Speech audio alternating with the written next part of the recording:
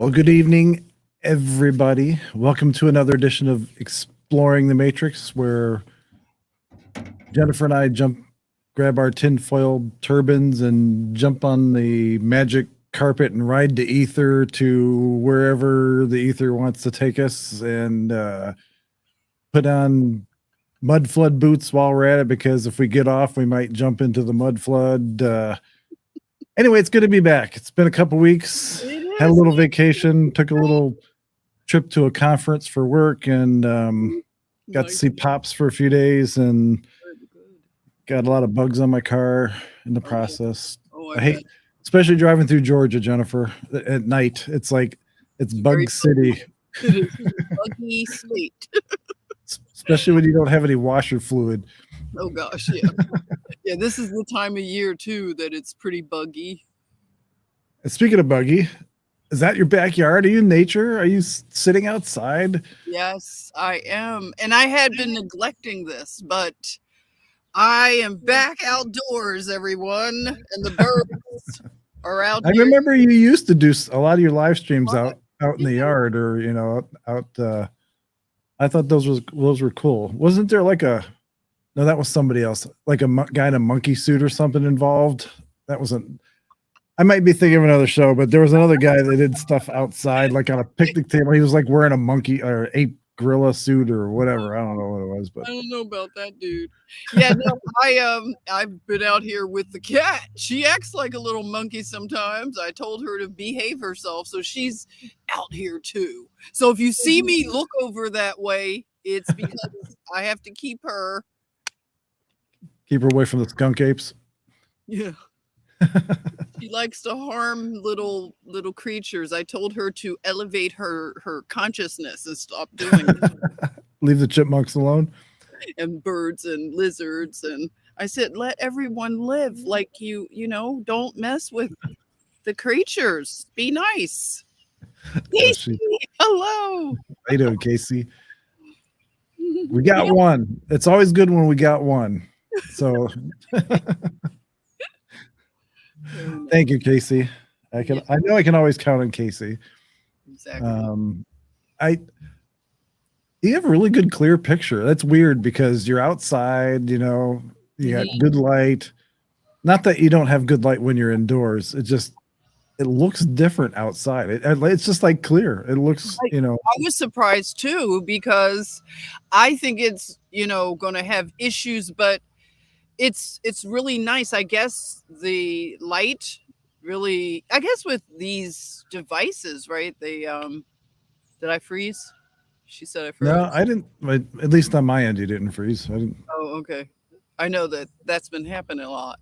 But yeah, I've been surprised too, though, John, at the clarity outdoors, Maybe the deep state doesn't have any devices outside, can't break your comms or anything. Who knows? But we won't go down that rabbit hole, because that's a rabbit hole everybody's living in right now. And whether you like it or not, you're getting your anyway, well, that'll be a different show. So I always seem like every time I start just casually looking at stuff, you know how it happens. Something pops up and it's like, what? And then something else pops up that's like related to it. Yeah. It's like God wants you to go down this path or something. Here, look at this. Take a look at this. Exactly. And even though you may think it's cuckoo, just take a look at this. Yep. There was a common theme over the last couple of days with some of the stuff that I kept running into. And so we're not going to cover it first, because I want everybody to get used to me being back. I don't want anybody to shoot the messenger kind of thing. So make enemies right away. Warm up. Pace yourself. Yeah. Pace myself. So don't do all the offensive stuff in the beginning. That's right. So I think we'll I want to start with, because I keep finding giant stuff. I keep thinking I've seen it all, but then something comes up and I'm like, you got to be kidding me. Where did this come from? Mm-hmm. And I'm a very big, I like ancient weapons and that kind of stuff, and I like the idea of laying siege to a castle, that kind of thing. The strategy involved, and the Right, right. the tools of the trade, so to speak, their weapons that they use, the tactics, the Mhm. how they plan for food supplies, and how they all this other stuff. Because there's Wow. and this has nothing to do with sieges, by the way. It has to do with weapons. Mhm. But I keep running across stuff about giants. And let's see here. We share the screen. Super cool. Um, I saw this picture of this samurai sword. That Mm. has got to be not only the biggest sword I've ever seen, the biggest.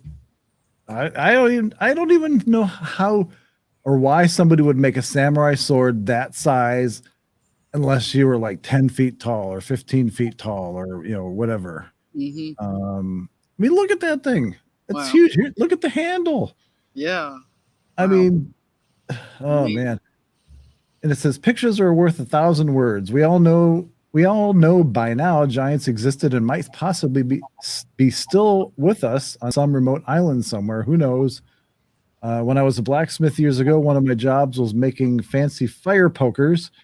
It takes some skill making a sword a sword like this. Japanese sword would take a giant or three good men and an enormous fire. I don't think they were made for the sake of decoration.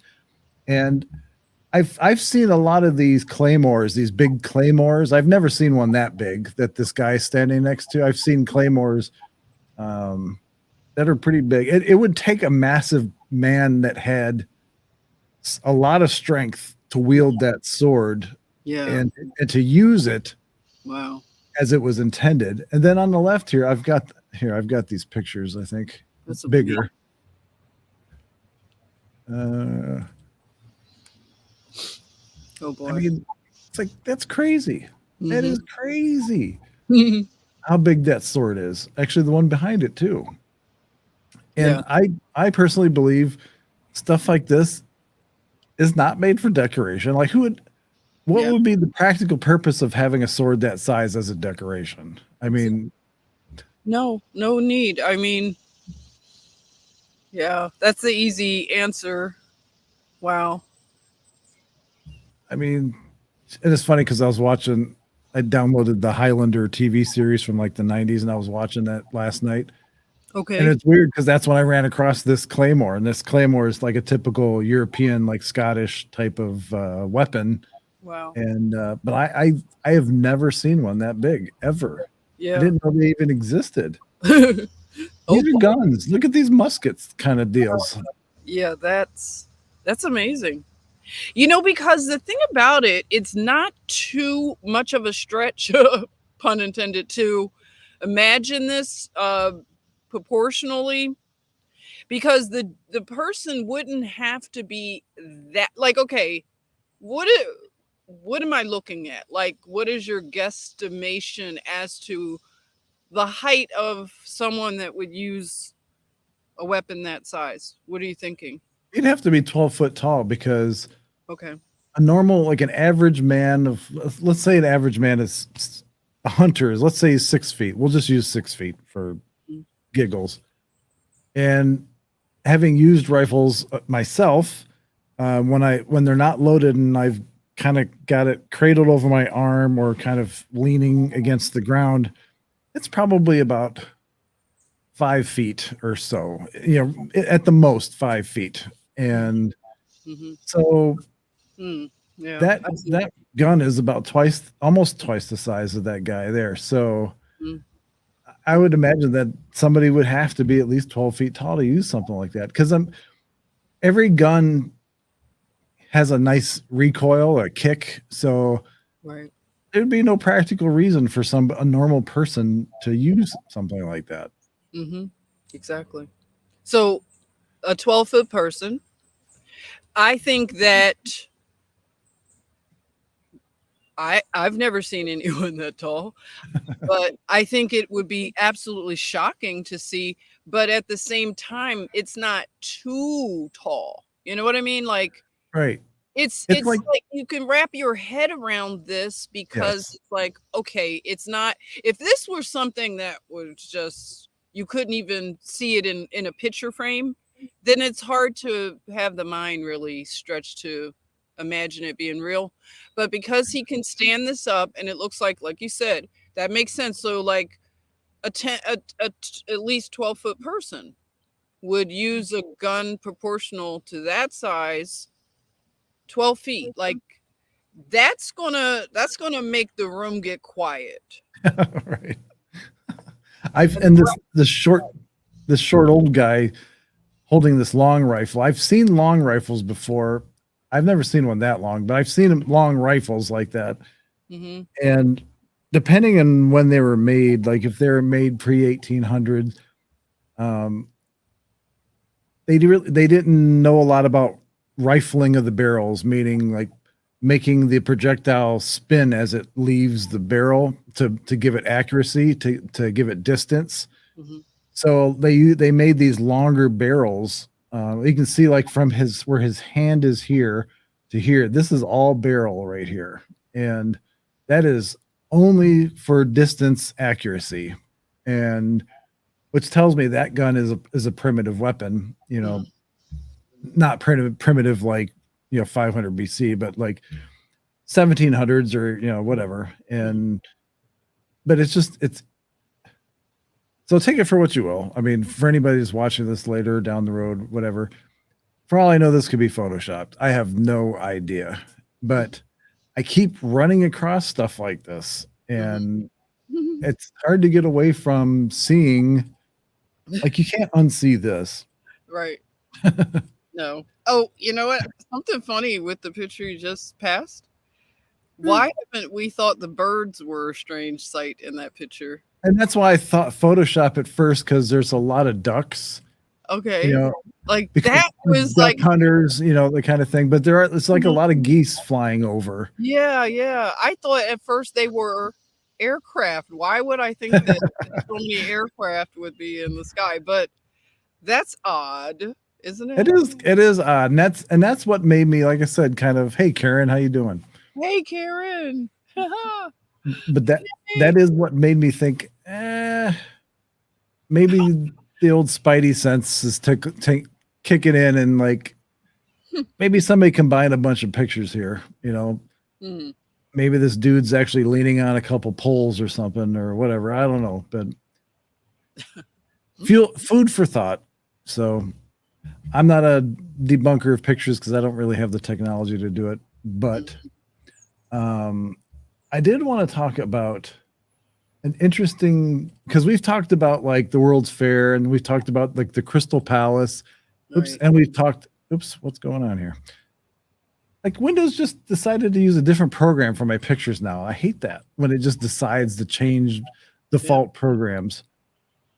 But we've talked about Crystal Palace. We've talked about these great fires and that kind of stuff. But I saw the Crystal Palace came up again on this the Tartarian channel here. Oh. And it says the Crystal Palace was also destroyed by fire on the 30th of November, 1936, which spread after a mysterious explosion in the women's cloakroom.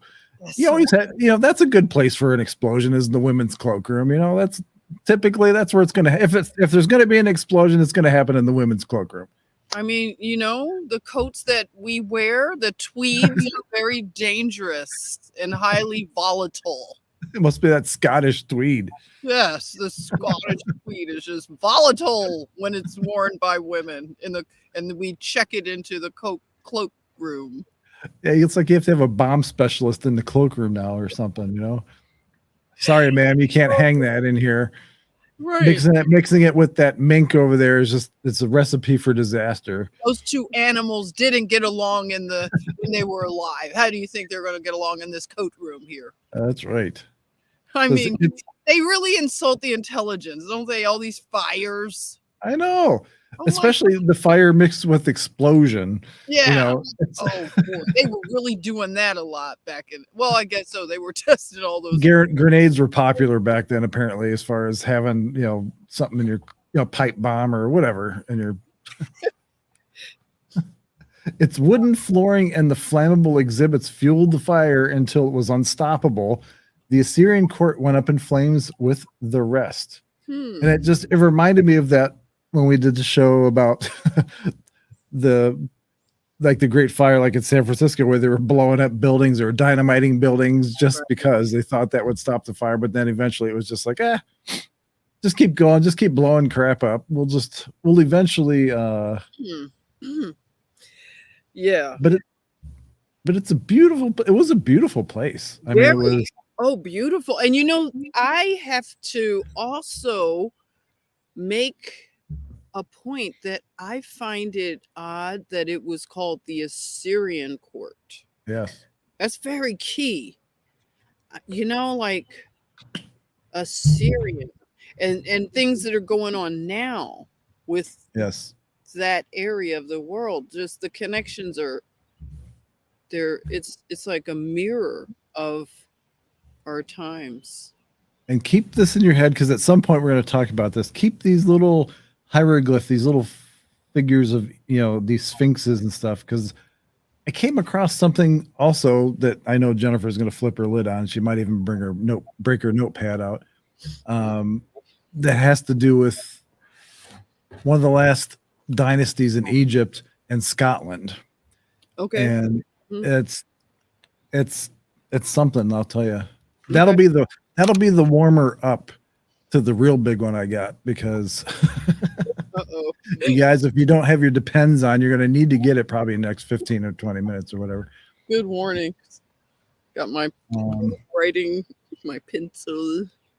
Wow. You know what? That entrance, doesn't that remind you of like how they create some mall Yes, entrances? yes. Thank Like you. That's it's yes. like the Cherry Hill Mall for everyone from Philly. Shout out Cherry Hill Mall. Doesn't that look like There's it's funny you should say that. I was just thinking that. I couldn't think of what it was. Now that you said mall, that's exactly we have a couple malls that over the years have had an entrance sort of like that. Yeah. And Yeah. had these real high glass vaulted ceilings. And there was one in downtown Cleveland that was actually only this top part was exposed at street level. The mall was actually underground. It was at subway level, or Really? Hmm. it was called the Old Arcade. Oh, And interesting name, right? yeah, and Mm. again, pre 20th century kind of thing. It was underground, and you only saw the top of it if you did see it at all. It's been a while since I've been in that area, but it was yeah, that's kind of what it reminds me of. That's Mm. interesting. Hmm.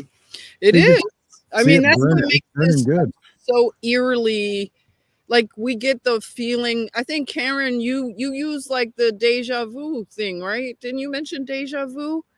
And like this is what's happening. You look at this stuff and you're like, I can see why people say we're in a simulation. This is why I can see this. And the 3D printing, I mean, Yes. I'm now able to see this, okay? Oh yeah, they just mess around and put things from different timelines all like the Sphinx, okay? When you see a Yes. Sphinx, that is from a different timeline, we know, right? I know I'm talking to the regulars right here. You know that the pyramids and the Sphinx are like way different timelines, right? So Mhm. just seeing them placed in there, it's almost like people are playing jokes on us, right? Let's put, oh, because I would be like that if I was the one. I think I'd have that job of the simulation. Like Yes. I'd be on the 3D printing, like designing. I'd say, oh, let me do something fun here. I'm gonna throw a Sphinx right over here in the hood, right? And they're gonna think, where did this come from? I'm just gonna put it there, right? Yeah, it's like a giant Monopoly board, and you got all these pieces, and you're just kind of, yeah, I'm gonna throw like on Boardwalk. I'm gonna throw a Sphinx in a electric car and a whatever, all this other. Exactly. Or like, girl code, you have to meet girl code, right? Doesn't he have to? She says this like, it'll be structures possibly in a city. And you Mhm. might walk down the street or just drive down a certain boulevard and a building wasn't there, it seems like yesterday. And it's there now, like fully constructed. And you're thinking, how did I miss this? Right? because you didn't. I think Yes. she's right. I think that things like that. And then she said, and then it won't be there anymore. Whatever building or something, it just won't be there. And it's like everybody moves like it never was there. And then you're thinking, wasn't something there? But it's like edit it out. That's what Jason Bashir says. Like they can edit out things. And I mean, Salty Cracker talks about that all the time, even with his humor. He says, Yeah. you know, memory holing things. So they can memory hole it, edit it out. I mean, we use all this computer gaming language. So why isn't this easier to comprehend, you know? Well, here's the thing, and I wholeheartedly believe this, since this is something I've talked about before, and I think we've talked about it together. Mhm. For those of you that don't know, research the Mandela effect. Mhm.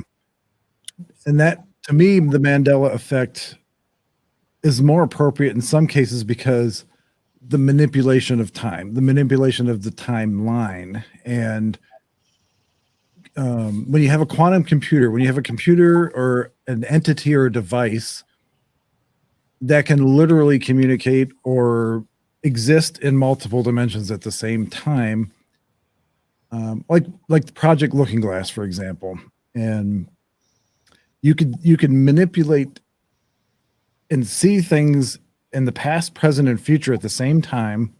And as things get manipulated or moved, so to speak, Mhm. the normal course of life happens, but things change. Like everybody might have a memory of a certain picture of JFK, like wearing a red sweater, like what actually happened in whatever year it was. He was wearing a red sweater on this day doing whatever.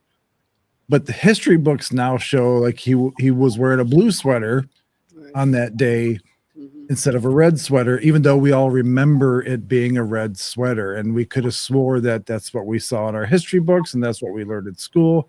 But Right. somehow it's different or it's changed, it's moved.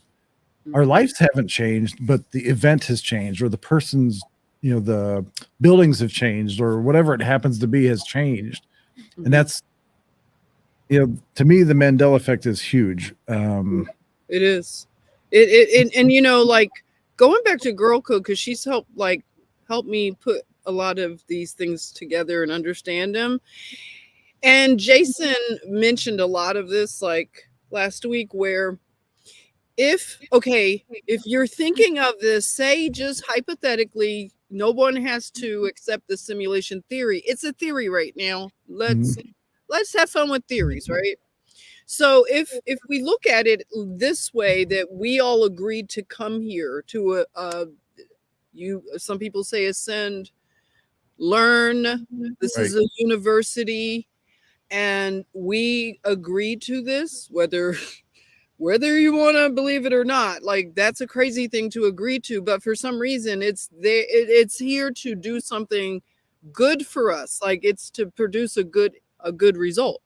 So when you think about time being a construct and it has no bearing on the reality after this life. Right. So if he mentioned it this way, like we all have on meta goggles, almost like wherever we are, our real selves. Imagine us all with meta goggles on. We're like, okay, we all put them on at the same time, right? But you might be in 1800s. I'm in another timeline. Karen's Yeah. in another one, maybe, right? So we may have little wormholes of connectivity because time isn't a thing. When we learn how to manipulate it and make it flexible, like make Mhm. it vibrate, whatever it does, right? So when this simulation is done, the class is over, graduation time, we all take our goggles off. Everybody that's ever lived in history, we take them off at the same time. Right. Imagine that. I And wait, this is what Jason said. And everything we experience here seems like it was for an hour in the time that we're right. at that time, but it's like it might have been a few minutes if you measure it. Yes. All of us and all of history. Can you like I love that. I love that. I don't know why. I don't know why. I know it's with time dilation as we know it. And again, you know, God being God, time only exists for us people. Time doesn't exist for anything else because it's it's a it's a construct that we developed, again, just like calendars and that kind of stuff, to help keep the wheels on our world, to keep things moving in a way that we can understand. Um, when in reality, all time, space, everything exists at the same time. And so, and Jennifer hit it, I think, on the head when she said that. And to me, perception is reality. I think is what's kind of what Jennifer's saying a little bit with the goggles. Like we could all literally be witnessing, like we could, who knows, we could actually be creating our own reality. And like Jennifer and everybody that's involved right now, like we're all part of that same reality. Like and it could be mine, could be Jennifer's, whatever, and however it boils down to. But in this reality, in this realm, this whatever you want to call it, you can't deny that there are some feelings that you get, whether it's deep in the night, whether it's early in the morning, whether it's whatever, deja vu, whatever it is, synchronicity, whatever you want to call it. Things are happening in the background that we have no control over, that we can't explain, but they're there, and there's a familiarity to them, and there's something in the programming in the matrix is allowing something to overlap, or something to, like in the movie Matrix, if you saw that when the black cat appeared twice, they said that was a glitch in the matrix, like when it would walk by and then it walked by again, the same cat. That's kind of how I feel some days. I feel like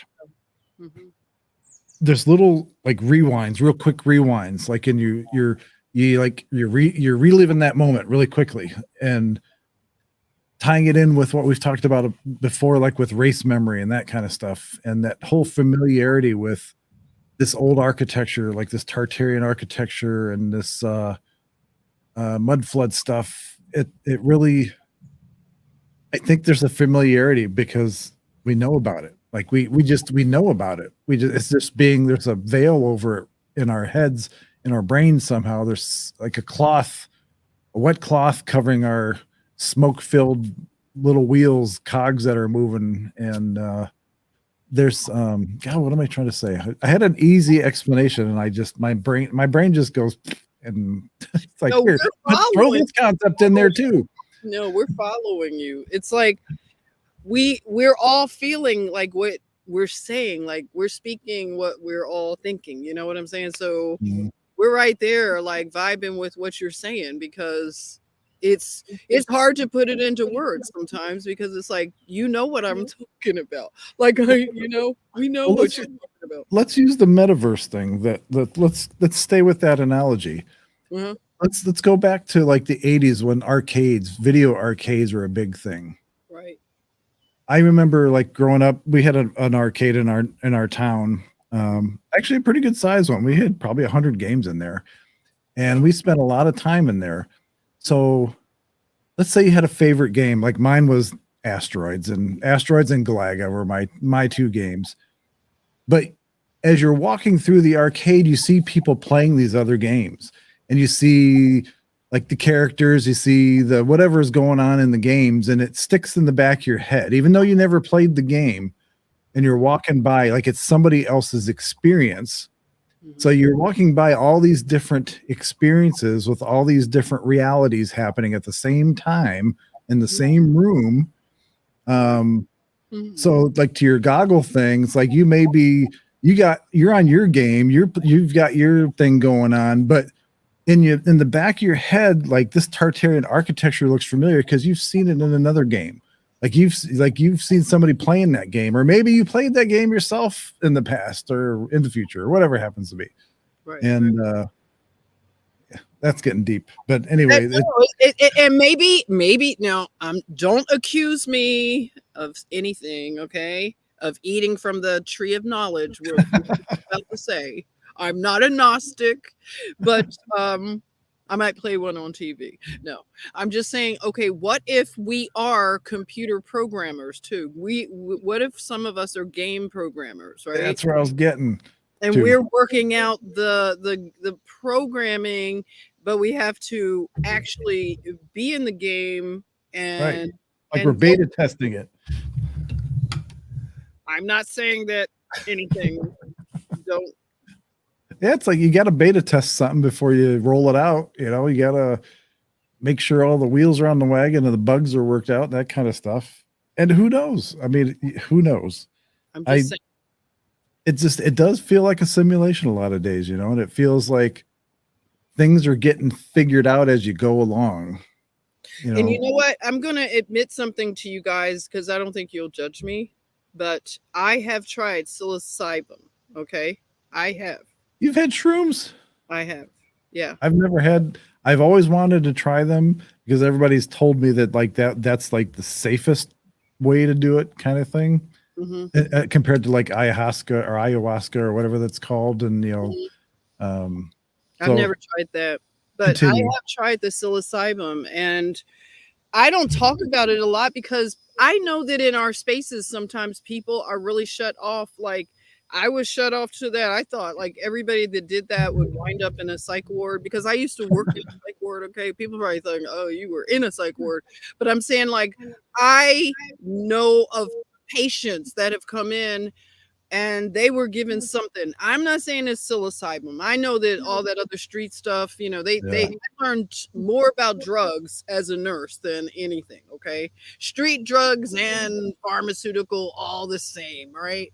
I call the medical room the trap house. Okay. I was that kind of nurse that I would shock everybody. You can only imagine, right? I go, oh, I'm headed into the trap house right now. And they're like, I can't believe she said that. But that's what it is, you know? I'm gonna call a spade, as they say. But I'm just saying, like, I have tried psilocybin. I've had a very safe experience with it. I did a lot of research about it because I suffer from post-traumatic stress disorder, and psilocybin, some people microdose it for, you know, right, to build a tolerance to it. Yeah. So I've tried it in a very safe and well-researched way. But I'll tell you this, when I went into a Target and I was still, you know, kind of having some, you know, whatever you would say, just some experience still lingering. Mm-hmm. I literally went into the Target and I saw the code. I was like, my vision was looking at code all around. And I wasn't scared. I didn't feel like, oh my God, I'm tripping. But it was faint. It was really faint. But I could see all the coding all around. Just like instead of having really dark curtains over the window, you had shears. Right. It was almost like how you see the people that move the, you know, the screen is movable. But I saw all the code and I was able to see the building of Target, like as it looked like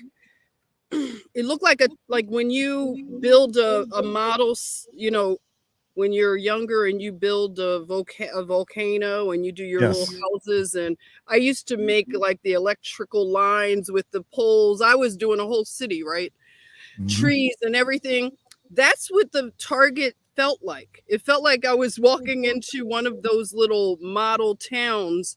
And I looked at the coding and you know what? I was just amused. To me, I was just laughing inside. Like internally, I was laughing. I was like, this store is such a joke. I was like, look at how we get like, so like, we want to spend money because they've studied us so well that we didn't realize that Target they were telling us you're the target when you come in.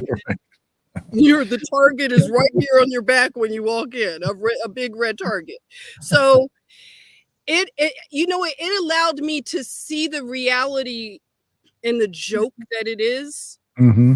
And it was relieving to me because I was like, none of this is real. Like we get caught up on all this crap, you know. It's Right. fun when you really invested in it. I used to have fun going to Target. I was like, I'm going to Target, right? And you know, it seemed like they psychologically work out everything. You know, everything is done. And especially at a store like that, you feel kind of like you're not being bougie, but you're not being Walmart at the same. You're not people of Walmart, Right. but you're not Neiman Marcus either, right? You're Yeah, still in the you're not comfortable, Nordstrom or anything. yeah, you're in a comfortable, weird middle. They make you feel. So you'll go in there and blow a whole budget because they make everything so fun. And now they have a grocery store, so you can do all kinds of you can get anything in Target. You could get a Starbucks. You know, and I'm just saying, like, I used to enjoy that kind of stuff, like shopping. I Mhm. did it like on and off, but I really don't enjoy. I don't even. I don't miss it. I don't want to go anywhere shopping. That feels like another life like that I lived. I don't ever want to return to it because I see the manipulation behind it all, and I know that I don't need this stuff. I don't need anything. What do I mean? Why would I want to go shopping for what? You know? So I'm just saying it helps us to disconnect out of that deeply, you know, as deep as we go into this game, whatever you want to call it. They said life is it's a game. Yep. They say it all the time, right? It's always uttered that life is what is Shakespeare supposedly said? It's all the world's a stage, Right. and all of the characters they enter in and exit the stage, and we see that. How many people, I mean, they're supposed to be here on our timeline, but you never hear of them anymore, like people that are in the public eye. Where are Mhm. they? You know what I'm And saying? Like certain, I and know you what you're saying. somebody pop up and you're like, you're still alive, you're still here. It's like, where have you been? You could stay away. Like you could have stayed gone. You don't need to come out and tell us that you're mad about Roe v. Wade. We didn't even know you were still a thing, right? I thought you moved to Canada. Yeah, like Or who knows? Like who cares you're going to give up your citizenship? We didn't even know you had citizenship. You could have yep. done that quietly, gone Bye, back. bye, Felicia. Yeah, bye. You know, don't I let the hear door hit you. I hear Kenya's doors are wide open, There you go. Go somewhere like where you know go to an Islamic. I challenge them to go live in an Islamic especially country. if you're gay. Yeah, And if anything, go live in an yeah, Islamic country for a while, and then get back to us on all the things you don't like. right. You touched on something that the psilocybin. Everybody that I've personally talked to over the last 20 years, and things that I've seen on TV or YouTube and videos, there seems to be a common thread in all the good experiences. First of all, one of the threads is that they are good experiences. They're not bad experiences or neutral experiences, whatever you want to call Hmm. them. The most common thread that I found with that is that, like you said, the unveiling of the world the way it is. A lot of people often describe communicating with these beings, like with these intelligences or whatever you want to call it, that are doing this manipulation or this, that are part of this, whatever you want to call it. And they're friendly, like they're very like they're on the same journey as you, kind of thing. And they're there to guide you if you dip into their realm, so to speak. Like they're not threatening, they're not, they're not evil. Hmm. And the other thing is not only that experience, but it's like it opens up a part of your brain that isn't used all the time. And Hmm. think about, in this realm anyway, ancient people, however many thousands of years ago. Right. When you're running around half naked and you're putting crap in your mouth that you don't know what it is and blah blah blah. Can you imagine half the stuff was probably psychedelic? Like it had some kind of reaction in their bloodstream. So Hmm. they probably had a lot of different hallucinogenic experiences I mean, Right. look at the Native Americans with their peyote and everything else that they were doing in all these ancient American cultures, Right. even in South America, and the experiences that they describe, like the encounters that they have with the gods and with the realms that they see and their spirit guides as the Native Americans, they commonly use that term spirit guide for things that they can't describe. And they actually had dedicated like teepees or to this whole experience. Like you would be protected in this teepee, like you wouldn't be disturbed. There'd be somebody watching over you. Right. The Right. teepee would kind of hold the smoke in, kind of thing. And you had a place to draw in the dirt kind of thing. So you could draw things that you saw, or you Wow. could describe things that you saw. So Hmm. I think that's cool that you did it. I mean, that's Yeah, it was scary at first. No, I'm not. I'm gonna take that back. I'm not scared a lot at first. I was or hesitant. I'll say hesitant right. because of all the bad press. And when I started to research. That's what anybody should do. Research and if you're interested in knowing about it, I'm not like endorsing it, but I'm saying for me, when I learned that it had benefits for people who suffer from PTSD, I was Yes. like, okay, I'm open to hearing. I never heard anybody say that at all. All I ever heard is crazy stories about people eating mushrooms and going crazy and being crazy forever after that. So, that's when we should have known whenever they're demonizing Right. anything, Yes. it's a reason. Now I see. But what it was, I was listening to a podcaster. In fact, I need to find her again. Does anybody know the name Sonia Barrett? Her name is she's amazing. I found her in 2020 and her podcast was amazing. She had on Judy Mikovits. Like this is Oh yeah. way Mhm. like early. And it was just like it was so conversational. She was talking to Judy, and this is real early when she was exposing Fauci. Yep. And I mean, I hadn't heard anything bad about Fauci too much. Like I knew what he did to the AIDS patients back in the 80s. I knew that they did not like him. And I hadn't heard this other side of Fauci until I heard this podcast. So Sonia Barrett would cover various topics. And Mhm. one day she was covering psilocybin. And I was like, wow, I need to listen because I didn't expect her to cover that topic. But I like her approach. She wasn't like emotional and she Right. wasn't, she approached it from a very balanced place and she shared research and I went and did my own research and I decided I want to try this and I found somebody who grew them and I purchased it from a well researched person and Mhm. I tried it and I literally had a very good experience. I cannot tell you anything bad. I don't know. The person who gave me kind of like a little consultation beforehand, just said that a lot of times people will have a bad, what they call trip, if they go into it with a lot of bad, like juju, Yes. whatever you want to call it. Like you got bad stuff already going on, and you do this, it's only going to heighten the negativity already. Like that makes sense, right? So Mhm. it's probably not a good idea if you just did something bad in your life and you got a lot of guilt on you, probably not a good idea to do psilocybin, okay? Got to work out maybe some things, don't have like internal conflicts, I would say. I don't know. I'm just saying. Yeah, your emotional state, from what I understand, plays a huge role in your experience.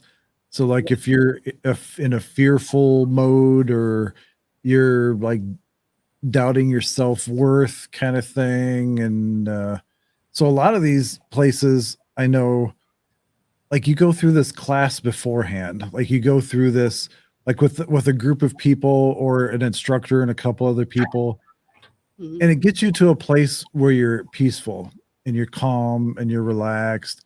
You're looking at the world in the right way and before they even do anything. And because you just like don't go there and just jump right in kind of thing. And like, like, just like you just saw somebody get hit by a car earlier in the day and then you jump in like, these like, Yeah. I got attacked by these aliens or whatever in this thing. I'm never going back. The Yeah. only thing I've ever done, I've always had an interest in psilocybin because I always heard it was the safest. Hmm. When I was in high school, my senior year in high school, and one of my friends was kind of like the school, we'll just call him dealer. He was kind of like the school dealer. You never know. You would never know. But he would sell like speed and that kind of stuff, Hmm. And but one day he came in and he's like, "You want to try a purple microdot?" And I'm like, what the hell's a purple microdot? He goes, "Here, I'll give you half. I'll take half and you take half." And it was real teeny. It was so small. Like it was just smaller than a baby aspirin. Wow. I'm like, all right, what the hell? I don't know what possessed me to do it, but I did. Oh no. And I have to say that was one of the best days of my life in school. And everything was funny. Everything, I was laughing at the teachers. I couldn't control my giggling. I like everybody was funny. Like some of the girls that wouldn't go out on dates with me, I felt like when I'd see them in the hallway or whatever, I felt like I had like I was getting my revenge somehow. Like I was like, oh well, these skanks kind of thing. Like, but everything. And then I went to soccer practice after school.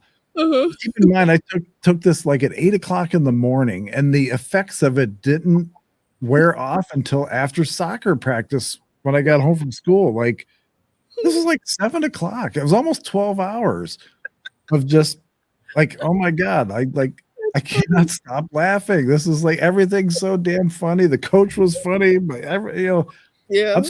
I'm surprised my mom didn't catch on, because I wasn't like the kind of kid that was like laughing all the time. Oh, okay. So that I would was be funny, but I wouldn't like giggle at everything. Like if somebody turned on the TV, I wouldn't laugh because somebody turned out the TV. that's But funny. No one would know the difference if that were me. By the way, it's like it's a normal day. Nobody knows she's on anything. She's just natural. that first and only time I ever did it. And then I started as I got older, started learning. Oh yeah, well, the whole demonizing thing again, like with the media and like educators and that kind of stuff. Right. Like I had a professor say, "Oh, that shit sticks with you for the rest of your life. You can have a relapse anytime," kind of thing. Like Right. with LSD, you can. I have yet to have a relapse in 56 years or however long not since high school, but 30 odd some years since high school. And A relapse of giggling. I don't think that would be a bad thing. A relapse, yeah, I know, right? a day of giggling.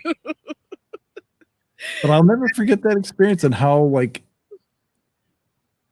God gave me a gift one day of like being Ferris Bueller, not pardon my French, not giving a shit. Just I felt like Right. nothing bothered me.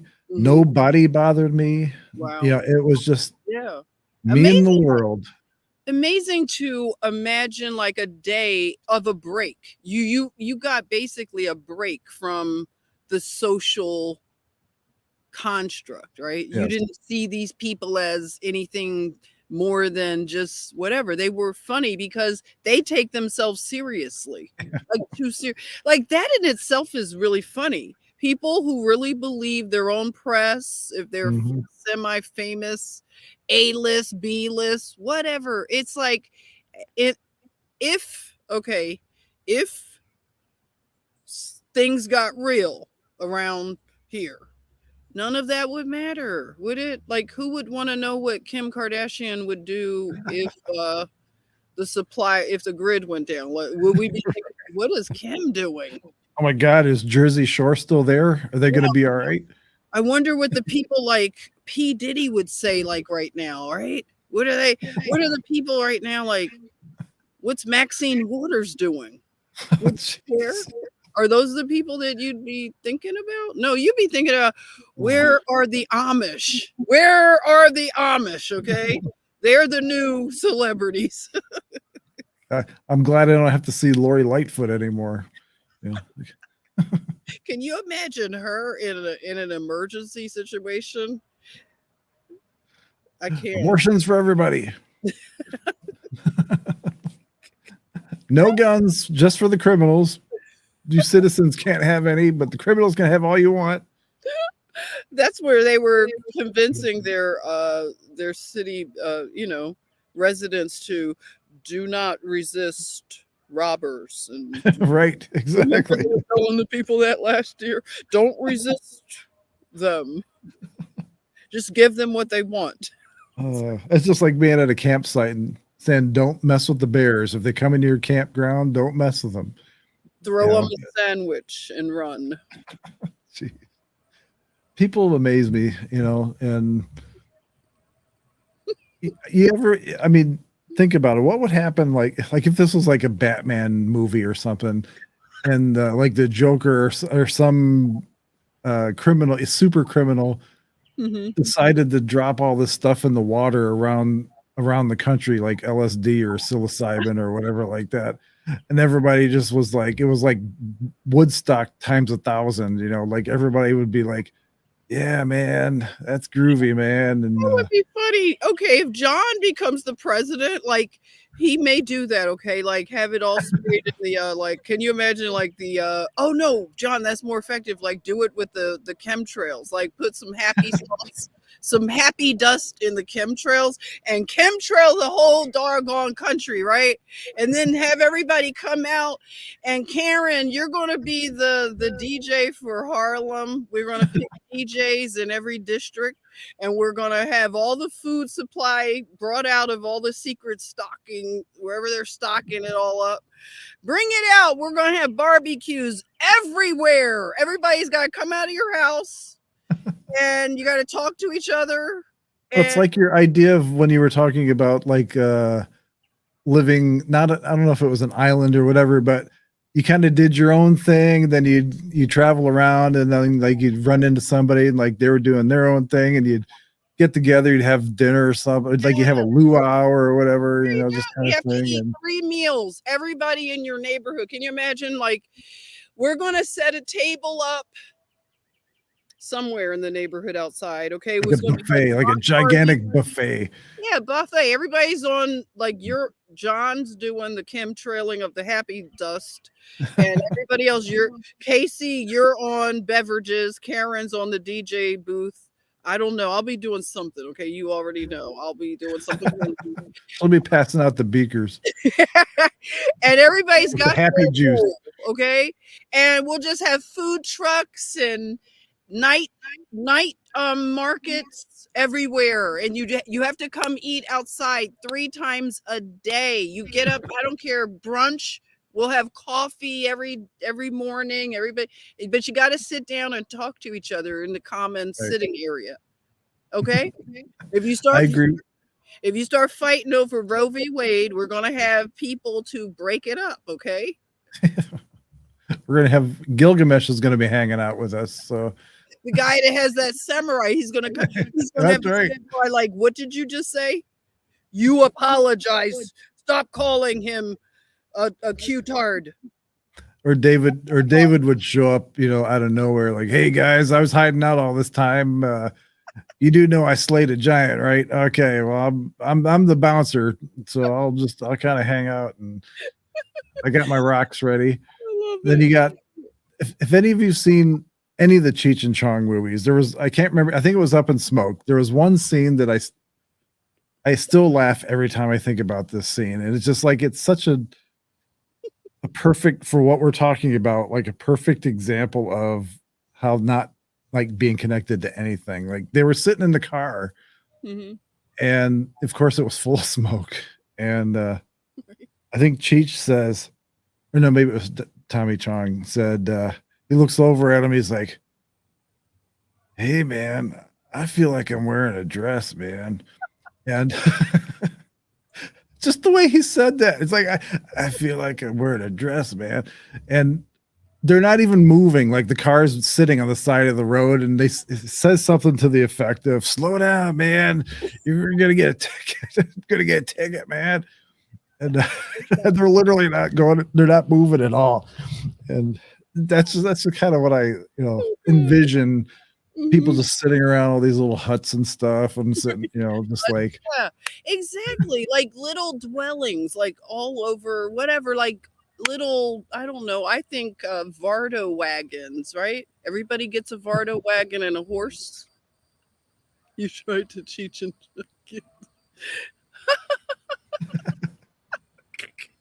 and see, I haven't seen enough Cheech and Chong movies, like, I don't know, like, I have to go back maybe and watch certain things. I haven't seen a whole lot of movies. Like, my mom, she didn't let me see things, like, she was really yeah, trust me, I didn't see this until after I was out of the house. okay. But Yeah, it was like, I missed all the fun because it was always like, you can't do anything, Jennifer. You got the strict rules." That's why I'm so crazy because I was brought up, like, under the thumb, like, strict. yeah, even Benny Hill was bad. Like for the people Oh that got, god, I could not watch Benny Hill. I had yeah, friends that always talked about it and laughed, and I always felt left out, like, gosh, they there can was watch always people in our neighborhood that got cable first. Like yeah, when cable came into our neighborhood, they started watching Benny Hill because it was like, exactly, like, yeah, I had friends that oh my god, they watched everything, and I was, like, an only child, so and they Monty really Python's Flying Circus. exactly, I couldn't see any of that. I couldn't see scary movies or all the blaxploitation. I wanted to see all that stuff the kids were talking about. I love that, like, just listening in, the blaxploitation, you know what I'm That's good. I like that. That and I all, just like and the, like, Bruce Lee movies, that was really Bruce Lee was or actually just like kung fu movies in general because yeah, kung fu. not only Bruce Lee, but you had that show Kung Fu with David Carradine, Mhm. that series. I Yeah, remember. there was a lot of kung fu and karate going on back in the 80s. I don't know why. It was just like then you had the Karate Kid, Oh my 84 or 83, whenever that was, or yep. so apparently, well, even me after high school, I took Taekwondo. So it was like that was like to me the decade of martial arts for whatever reason. It was just everybody was kung fu fighting, so to speak. They had songs about that is interesting. It was really a big thing, right? A It lot of was a big thing. yeah, yeah. It's I not mean, so much anymore, not like that. see, Karen says, honest, I'm a pothead. It helps with keeping me calm. I get more done when I take my medicine. I just at this point, I just love it, okay? That's I love awesome. that That we're is, all one big family. yeah, that's It's the days of old are like trying to like, come on, man. Those are the one that's the one term from JoJo Magoo I love. Come on, man. oh man. It And just Karen brought up Lori Lightfoot looking like Beetlejuice again. Yeah. It's funny, Karen, since you brought this up, I wasn't gonna put it on this show, but since you brought up Beetlejuice, I made a meme and put it on my Truth Social and on Telegram today. And it just happened to be Miss Beetlejuice herself. Hold on.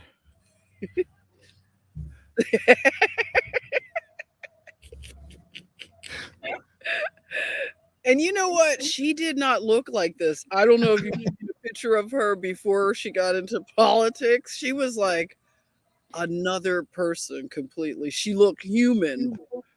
And that's that whole like tapping on the fish, what the fish looks like, you tap on the fish bowl thing. So She thanks, Karen. At least you allowed me a segue to pull that one out. Probably gonna get the channel taken down, but that's fine.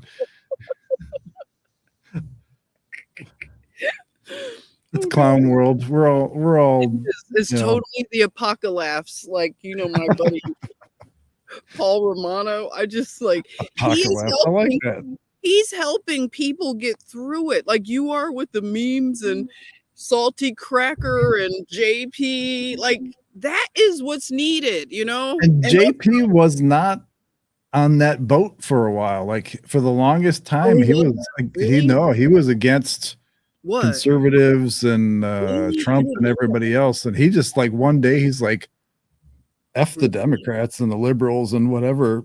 And so he just like boom. Went on a rampage the last couple of Amazing, years. isn't it? That people have come that much over, because even Salty Cracker, he gives a testimony of being like, he said he was a lefty liberal, He was. like a school Absolutely. leader at one time. So he knows all their ways because he says he was like that, and he remembers the conversations that went on in the teachers' lounge. Like, And he was not pro Second Amendment at all. And really? he did a skit, and he prefaced it. He goes, I want to tell you this up front for full, disclosure. Mhm. I was totally against gun ownership, the Second Amendment, that kind of thing. But he goes, Wow. it makes sense to me. So he did a whole skit on the Second Amendment, and it was priceless. It was awesome. Actually, a lot of stuff he does is it's amazing. He has a natural gift to just really quickly put things in perspective and make it funny, but make it in a way that it makes you think. Like, you're laughing at it, but should I be laughing at? Like, you're thinking like, oh my God, should I be laughing at this? And I love it. It's like that honest humor that if a comedian takes their craft serious and they're not beholding to anyone but themselves, that's the best comedian. The fearless person, because they are our commentary. What is it? They give commentary on culture and society, and it's necessary. I really see how necessary it is, and the left has really silenced the comedians so much. And they would have, like, if the comedians were really independent people and they could just say what they wanted, a lot of this would have crumbled probably faster, because I think that the mocking of the left liberal logic, even the stuff that the crazy rhinos and all of them, like, mocking them really destroys their narrative, and it takes a lot of influence away. So it is important. They must be mocked. They must. yeah, sometimes, and I'm only going to touch on this briefly because this is for a different show, but over the last week, it amazed me. Like, I knew it was going to happen, but it amazed me to the extent that it happened, how quickly the left and the Democrats threw Clarence Thomas under the bus and used the N word like they're using a comma. Like, they have called him the N word. I can't even tell you, on TV. But it's okay for them to do that. It's okay. You know what? We're laughing. I'm going to tell you straight up. I, as a so-called black person, So-called. hilarious. It is so hilarious. Like, I am not offended. They have used the word so much. It's been thrown around. It means nothing anymore. It is literally, and when they spell it with an ER on the end, that makes me giggle. That is so funny. That's almost like the Queen of England saying it. You never ER. It's like, no, it's with an A. Like, there's a formal version of it. Duh, not grr. Guh. Right. Practice And that was like a symbol of friendship, almost. Like they were like you have to be special. You know, they said, like, you might get a card, like a hood card, that you might be able to use it. Like, you might have friends. Like, if you were around me, I let you use that around me. I'll laugh. Okay. Nobody's going to say anything. I'll say, stand down, everybody. Stand down, Joseph. I told him he could use it. But, like, it's one of those things that people pick and choose who can use it. Like, it's so ridiculous. Remember when J-Lo was trying to use the word? They were like, oh, J-Lo, don't you dare try it. When see this card, you haven't earned that yet. I said, I'm puffy. I've had puffy in me, okay, so I can use it. Okay. So, and the thing is, like, when I'm in New York, like in Spanish Harlem, you're looking around, all the Puerto Ricans are calling each other that, and you're like, when I was in barber school, all the Polynesians were calling each other that, and I was like, then I heard the white kids calling each other that. I was like, okay, we've officially jumped the shark. Okay. That's what when the wiggers get involved, you know it's They're gone calling- downhill. they're doing it as a form of love. I was like, oh, this word it's some power to the word. Because what Yes. other word is so powerful? Like that word it's got a lot of punch to it. But you know, the thing that people are going to have to, and I'm really hard. I keep my foot on the neck of Black people because they created this monster in a way.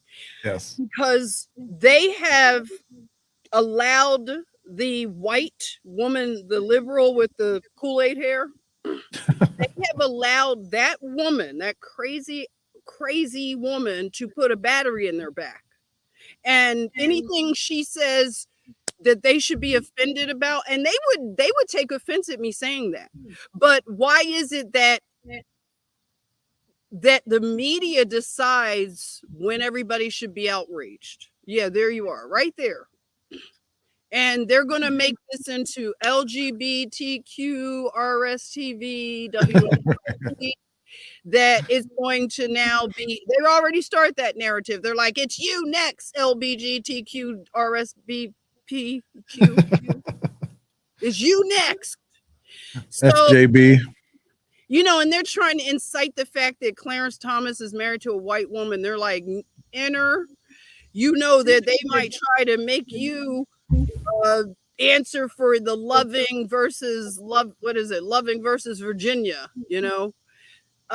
You know, like they are throwing so much desperation right now because Mhm. they have jumped the shark with the racial narrative. And now the Black Democrats, I'm looking at you right now. Are you going to check Becky and Karen? Sorry, Karen. Sorry, Karen. It's a trope. But are you going to check Becky and Karen and Brad and Todd, who are calling Clarence Thomas an inner?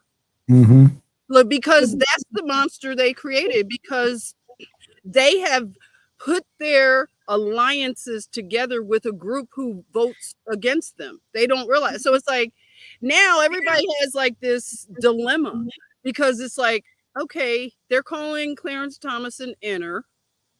And then now one of the Black Hollywood people called him an inner, but that's not a big deal because they do that every day, all day, right?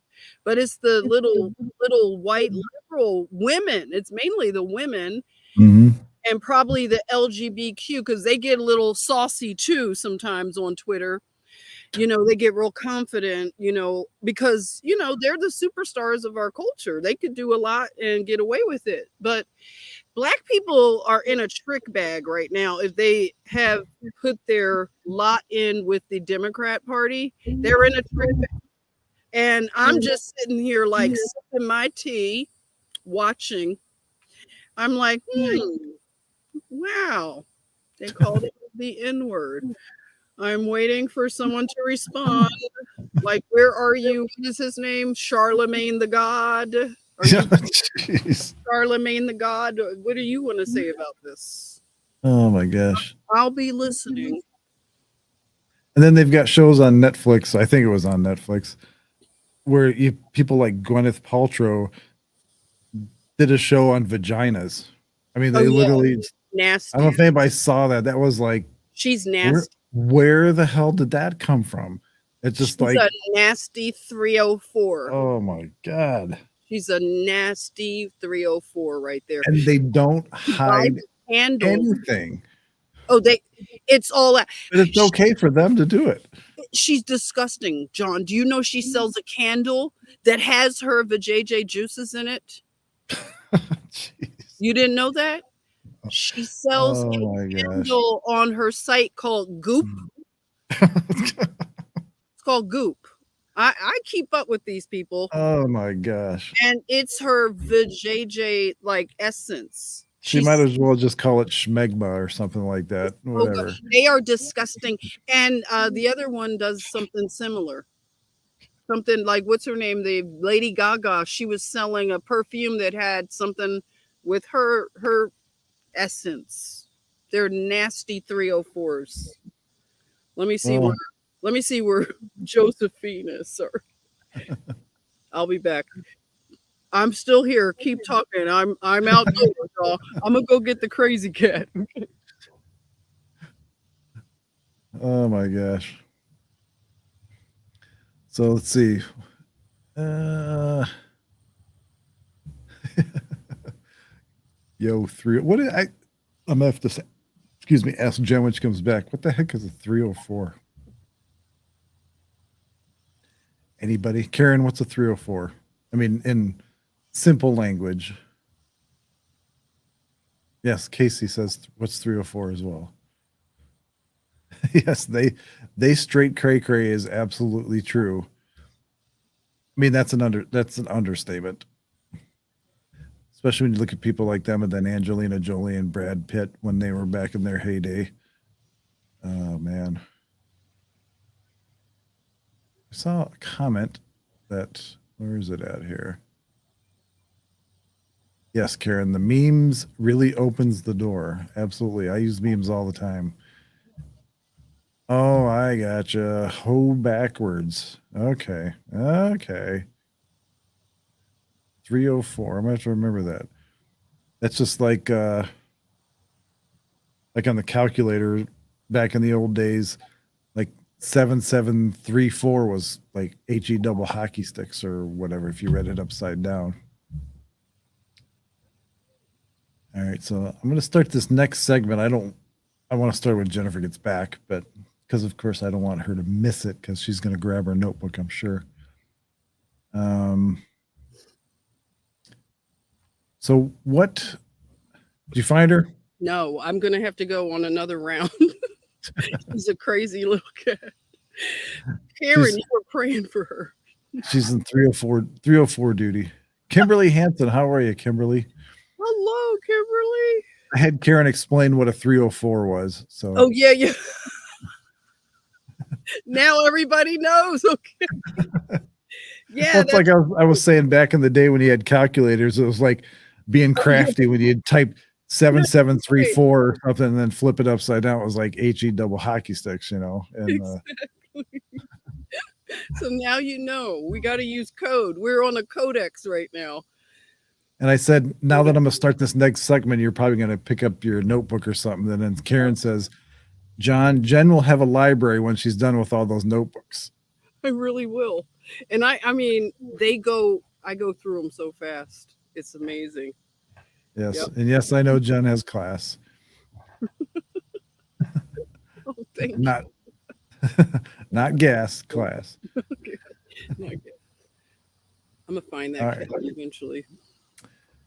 If you haven't heard the term Scotia, you're going to learn about Scotia. The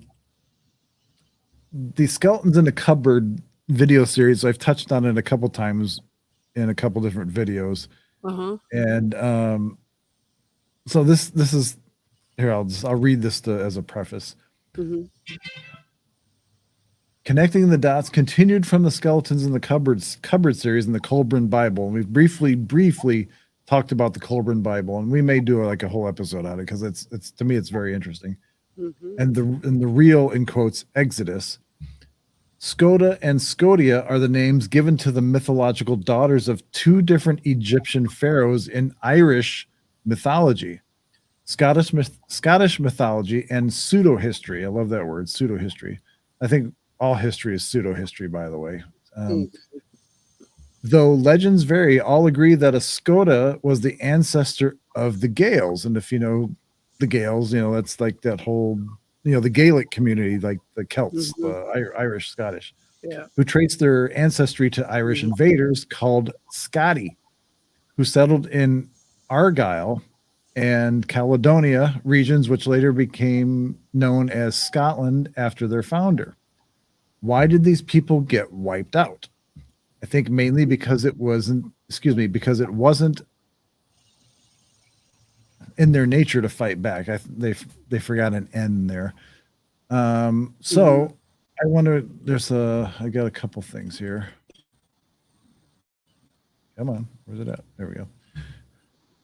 I love it when Windows update. I have all updates turned off, but it still manages to update mysteriously in the middle of the night with my computer turned off. because Oh no. this picture program is the same one, but it's the updated version. Hmm. Oh, So boy.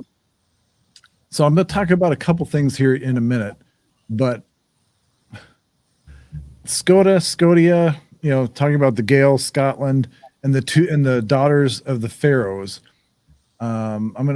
This picture here will get hopefully blown up in a minute, Mhm. but in England, specifically, or maybe it's Scotland. Hold on, I'll have to read this. Maybe it's Scotland, but I know the Queen is the one that is the person responsible for taking care of. Have you heard of the Stone of Destiny? Yes. When I did that thing on, remember the Hebride? Did I say it right? Hebride, the island. I 1 don't minute, know. I found her. The cat. Oh, go ahead. I'll be right back.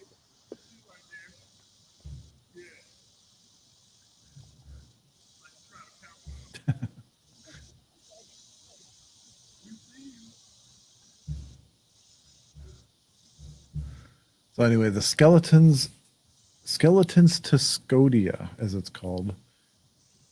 We'll leave it at that for a second until Jennifer wrangles the little miss.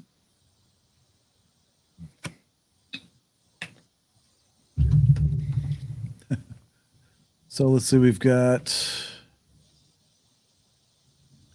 let's see, Karen says, Jen, how are you on those pencils? Are you running low? I guarantee she's probably got boxes of them. I don't think she'll ever run low on pencils.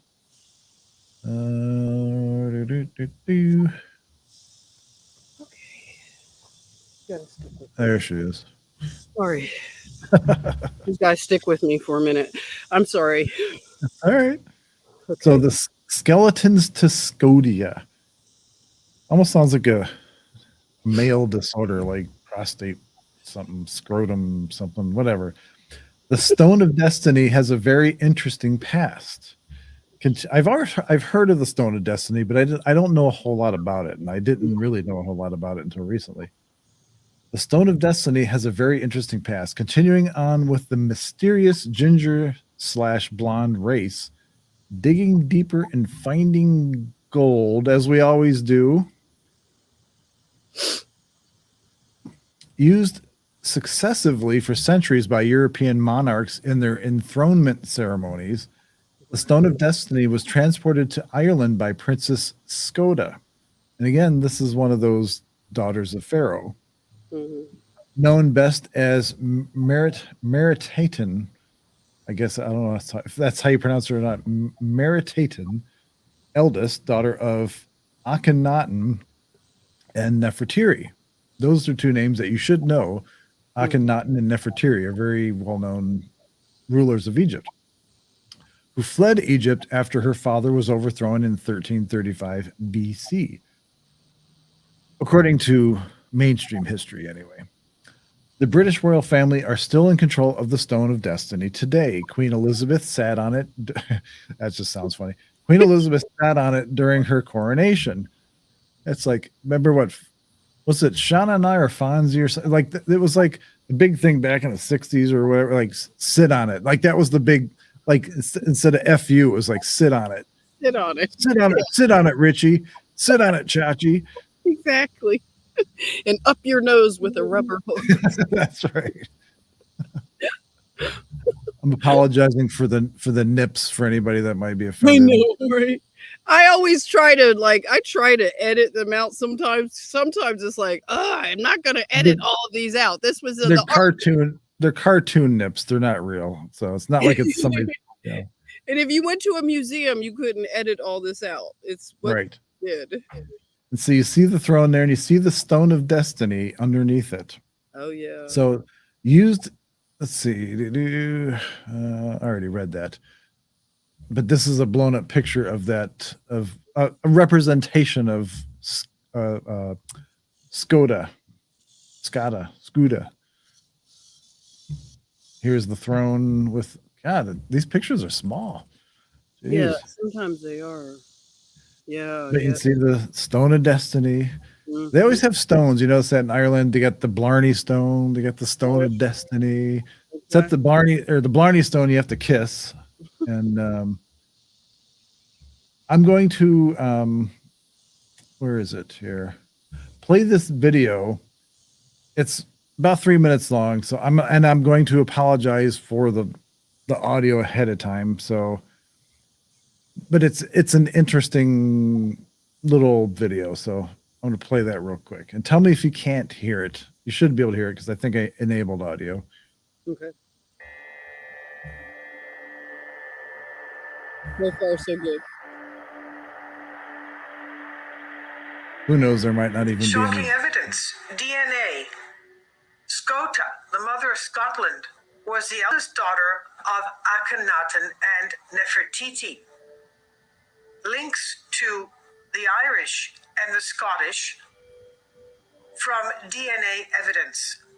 Evidence that the Europeans and the Scottish and the Irish were of Egyptian descent. In this case, evidence of Scota, the mother of Scotland, being the eldest daughter of Akhenaten and Nefertiti of Egypt. Akhenaten being the pharaoh of Egypt, of course. Used successively for centuries by European monarchs in their enthronement for centuries. You see here the throne on the left. The Stone of Destiny is right under there, under the seat. It was transported to Ireland by Princess Scota, known best as Meritaten, the eldest daughter of Akhenaten and Nefertiti. She fled from Egypt after her father was overthrown in 1335 BC.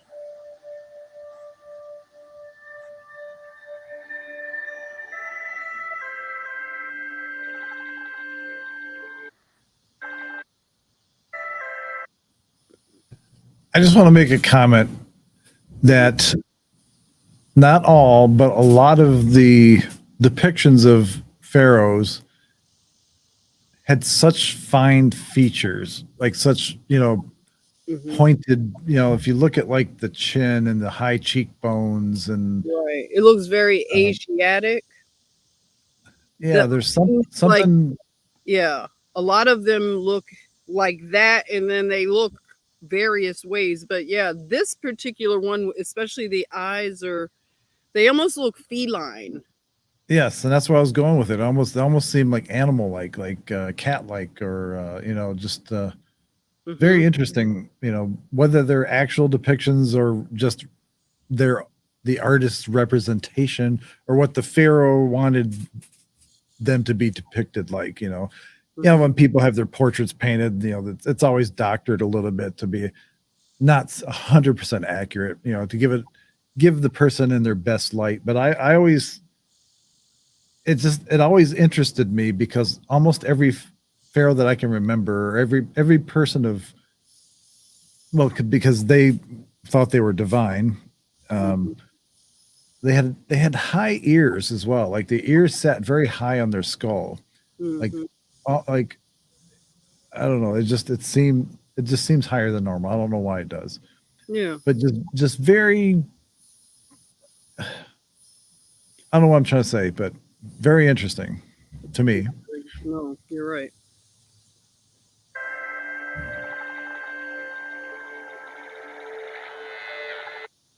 Mm, I always love it when they use the word shock and stuff. Just FYI, okay. like like Mhm. clickbait, like on the thumbnails for YouTube videos. Like shocking new evidence or shocking this shock Yeah. DNA evidence shock. Okay, I'll shut up.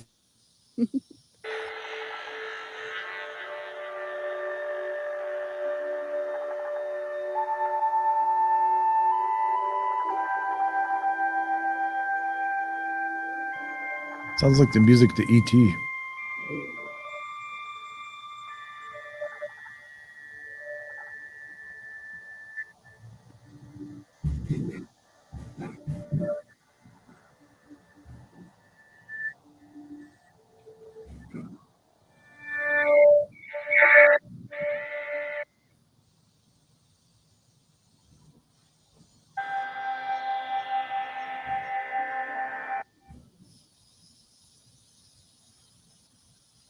There it is again. I mean, look at those features. I mean, that and that kind of those pouty lips too. Like they kind of, they're just and look at the size of the ears, how they're represented anyway. Yeah, that is very interesting. And if they had that skull that we always see, like, Right. know, Goes back this way. mm-hmm. Like very slitty eyes. These don't look as angled, but they still have a very like a long slit, whatever you want to call that, at the end of your eye there.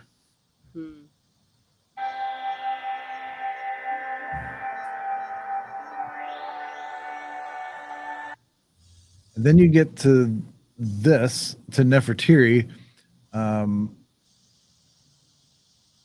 In my mind, having studied her in the past, she was kind of the anomaly because she looked more Western European than what I would typically think Egyptian pharaohs and would look like. Right. And very short nose, small lips, small chin, normal kind of Western European eyes. And to me, it kind of makes sense that their eldest daughter, or whatever, like it's plausible, like that she could have came to what's now called Scotland. Yeah, absolutely. That's a mind blower, but it's very possible. I don't know if there's anything left in this video. These people put out some really strange videos, and when I download them, I never know if there's audio through the whole thing or if it's just, I see. So bear with me because I don't think I've actually watched this whole thing. Okay. Some funky psilocybin music, though. Scota is the mother of Scotland and the daughter of a pharaoh. Scottish legend has it that Scota was a woman, a daughter of an Egyptian pharaoh, and the wife of a Greek prince, whose story may be based on actual evidence and events as borne out by DNA evidence, legend and sources from medieval documents. Before there were written records, there was oral tradition handed down from generation to generation. And there's a story of Scota, a woman who was brought to Scotland, and now we have scientific methods that can actually prove that there's something in that legend. It's like I almost feel like I'm watching Bill and Ted's Excellent Adventure when they go in the phone booth traveling through time, picking up all these historical figures and stuff. Like imagine this as like a big phone booth and like that's all these historical figures on there, Right. That's funny. So take that for what you will. No, it's something that I put it as something to circle back to, but I was reading in some of my stuff that the first pharaohs came down through, they described it in a way like they came through this passage, but they landed in the area of like where Turkey would be. That was like their first point of entry into this realm. And then they spread out into, those areas that you wouldn't think they would go, but they were fleeing something. They were fleeing. And so they were moving into areas in the Norwegian, the Scotland, and also where else? Like I think Wales and England and all of those islands and Finland and Norway. But they mainly said like it was Scotland and Ireland and stuff. Yeah. To me, it makes sense. Like and we've talked about this before, that the pyramid structure suddenly showed up around the world seemingly at the same time or the same period of history. um, almost in every area of the world, including North America, South America, Middle East, Europe, Yep. Asia. I'm not sure about New Zealand or Australia, but it's interesting that structure and calendars and like we'll call it advanced culturism showed up at that time as well, or flourished at that time, I should say. Right. God, I had a point now. What was it? Anyway, it does tie into that whole idea of the Exodus to me. Like I think there was a lot of accounts or depictions of either an exodus of people, and could be more than one exodus of different peoples. Right. And what I'm going to talk about next may not sit well with some people, but just keep an open mind, because it kept showing up all week and I couldn't get away from it. So, and I had never heard or seen of this before ever. So take it for what you will, but we are going to spend a little bit of time on this because there seems to be a lot of research done on it. And like I said, I've never even heard of this before. So with that being said, I'm going to enlarge the picture so you don't see the actual pictures yet. So, and this has to do with Moses. Did Michelangelo really make an error due to translation? I guess we'll never really know. Art historians love to debate the horns of Moses. So I don't know if any of you have ever heard of the horns of Moses, but you're going to hear a lot about it here in the next little bit. I never knew about it. Michelangelo's famous statue of Moses at St. Peter in Chains in Rome depicts Moses with two horns. Most claim that the horns of Moses go back to St. Jerome's translation error in the Latin Vulgate. I'd like to challenge that assumption. Not only did St. Jerome have reason to translate the horns of Moses, Michelangelo had reason to carve them. And when Moses came down, this is in quotes, and when Moses came down from Mount Sinai, he held the two tablets of the testimony, and he knew not that his face was horned from the conversation of the Lord. And Aaron and the children of Israel, seeing the face of Moses horned, were afraid to come near. So let's scroll out a little bit here. I've got plenty of pictures, and I again never knew these existed.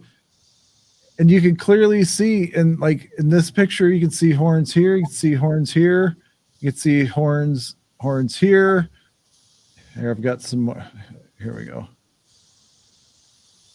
These are all depictions of Moses. A couple of them are by Michelangelo, or one of them is by Michelangelo. But you see these horns here. That's so weird, actually. It looks like someone's trolling. Like, okay, let's go back to the simulation theory. And if John had a day that he was on the 3D printer, he might say, I'm putting horns on Moses. We'll be like, John, why do you have to do that? Okay, go ahead. Let's see if they'll catch it. Oh, hello, Michelle. Right? Michelle says this is the first time I've been able to catch this live. Well, awesome. Ooh, nice. Hi, Michelle. Welcome. I'm glad you can come on because we dropped about 4 people. So, but let me see if I've got some more pictures here really quick. Oh my gosh. Gotta be kidding. I have not heard about. And you can clearly see them there. That's weird. I am opting for this is a trolling. This reminds me of the lion guy from the Wizard of Oz or whatever. But yeah, it looks like Pan, from Pan's Lab. We're gonna get into that. That's funny you should bring that up. Oh boy. All right. So Moses with Horns Part 2. The first post brought some great questions, so I thought I'd bring a bit more to the table. it wasn't just Michelangelo who read the wrong version. It seems like plenty of other people thought he had horns as well. Would love to get to the bottom of this. No smoke without fire in my reality. They must have got the wrong memo. And here's I don't know when this painting was painted. Oh my but God. Here is another depiction. They're not like physical horns, but like rays of light sort of that look like horns depicted in this painting. And this is from a church. I don't know which church it is, but you can see those. They look like the tips of asparagus.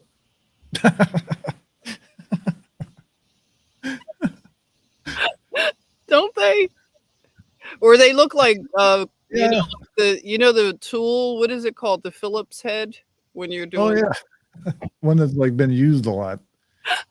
It's warped. And then I couldn't unsee him. I kept finding pictures like that. I just literally was like, are you kidding me? How come I had never seen this before? Yeah.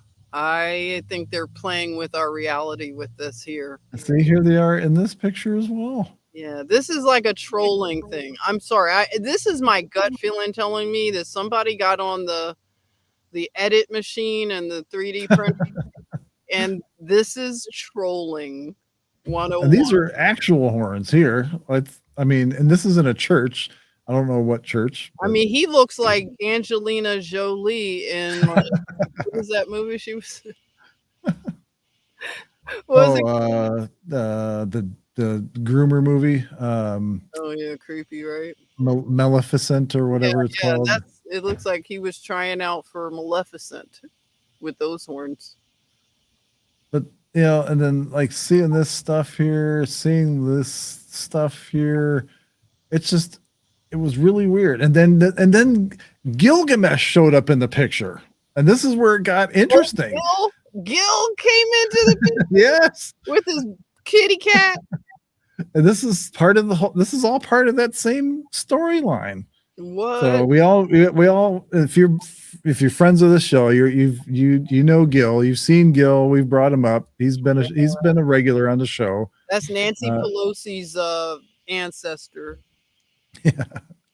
Holding an adult lion under his arm there. So, okay, part 3. A major factor in this quest for the origins of the Moses account is the Epic of Gilgamesh, which was extremely famous around the Near East for thousands of years, with copies of it found in Turkey, Syria, Mesopotamia, and the Levant as at Megiddo. Is that how you pronounce it? Megiddo, in Israel, thus connecting the two cultures. Since the earliest parts of this epic date to at least 1800 BCE, with the era of a possible historical, quote, king by that name around 2600 BCE. This myth predates the composition of the Moses tale by over 1,000 years. And here we go. So I found this, again, this stuff just kept popping. This was on a site called jewishexpert.com. I've never been on the site until a couple days ago. So I don't know if this guy's actually a Jewish expert or not. I don't know. But red flag. Yeah. So Gilgamesh at Mount Mesu, or Masu, however you pronounce that. A major factor in this quest for the origins of the Moses account is the epic. Well, we just read that. Hold on. I duplicated my work. I don't usually duplicate my work. I do. All the time.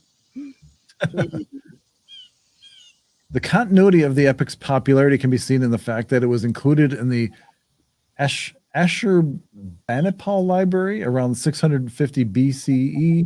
Thus, the text likely would have been present in one or more Babylonian libraries during the exile in the 6th century and could not have been unknown to the Jews, especially those literate individuals in Babylon. This fact is especially true since the Israelites appear to have come significantly from the same stock as the Chaldeans, or however you pronounce that, Amorites, whose hero was Gilgamesh, considered to be semi-divine or a demigod.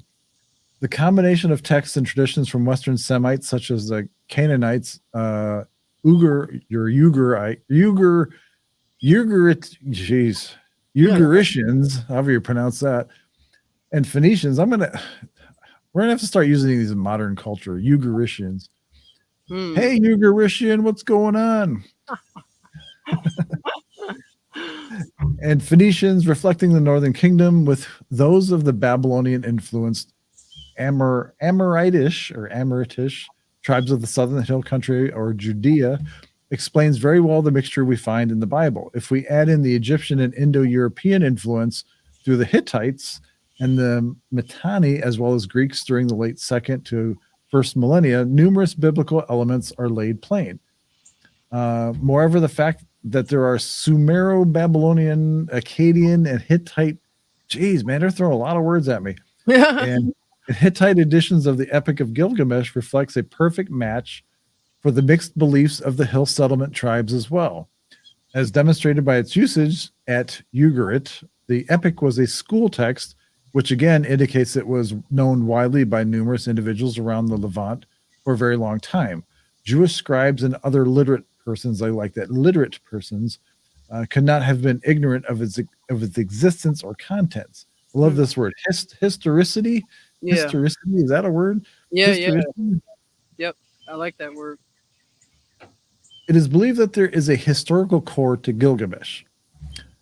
Gilgamesh apparently was a historical person, the king of the city-state of Uruk, or biblical Erech, sometime between 2700 and 2500 BC. Did you just plug your computer in? I'm sorry. No, I love that sound. I like that. That's kind of...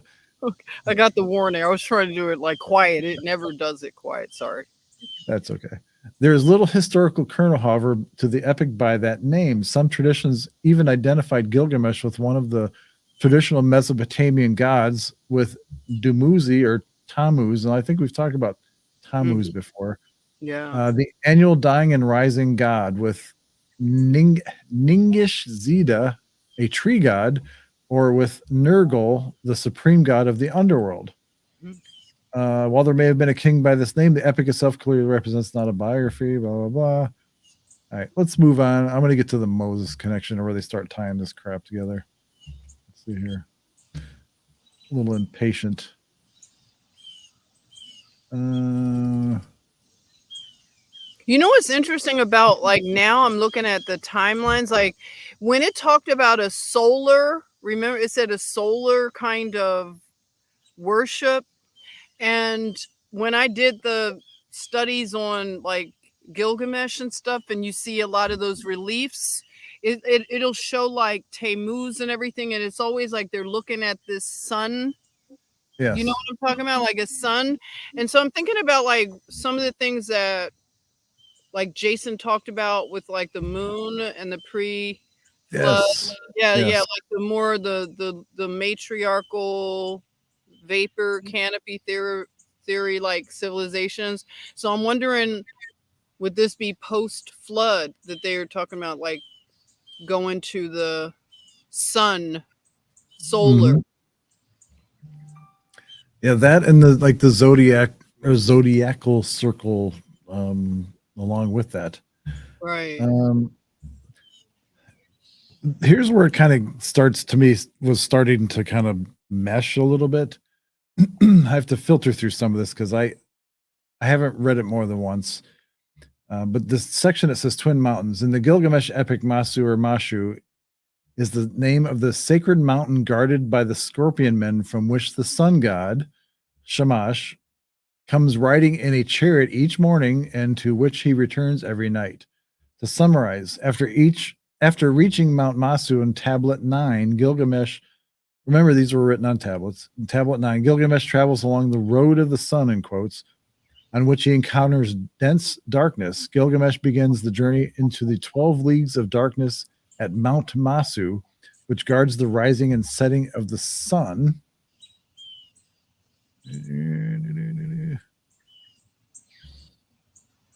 Hold on, let's see here. And this author states that this scene reminds one also of Moses' striking the rock at the foot of Mount Sinai to produce a spring in Exodus 17:6. So it says, Sun God, when you rise from the great mountain, when you rise from the great mountain, the mountain of the spring, when you rise from Dooku, the place where the destinies are determined, when you rise at the place where heaven and earth embrace at the horizon. So he makes that little connection with the spring there with the Exodus. Let's see here. Some of the stuff it's really deep, and I don't want to get into it here because it could take forever.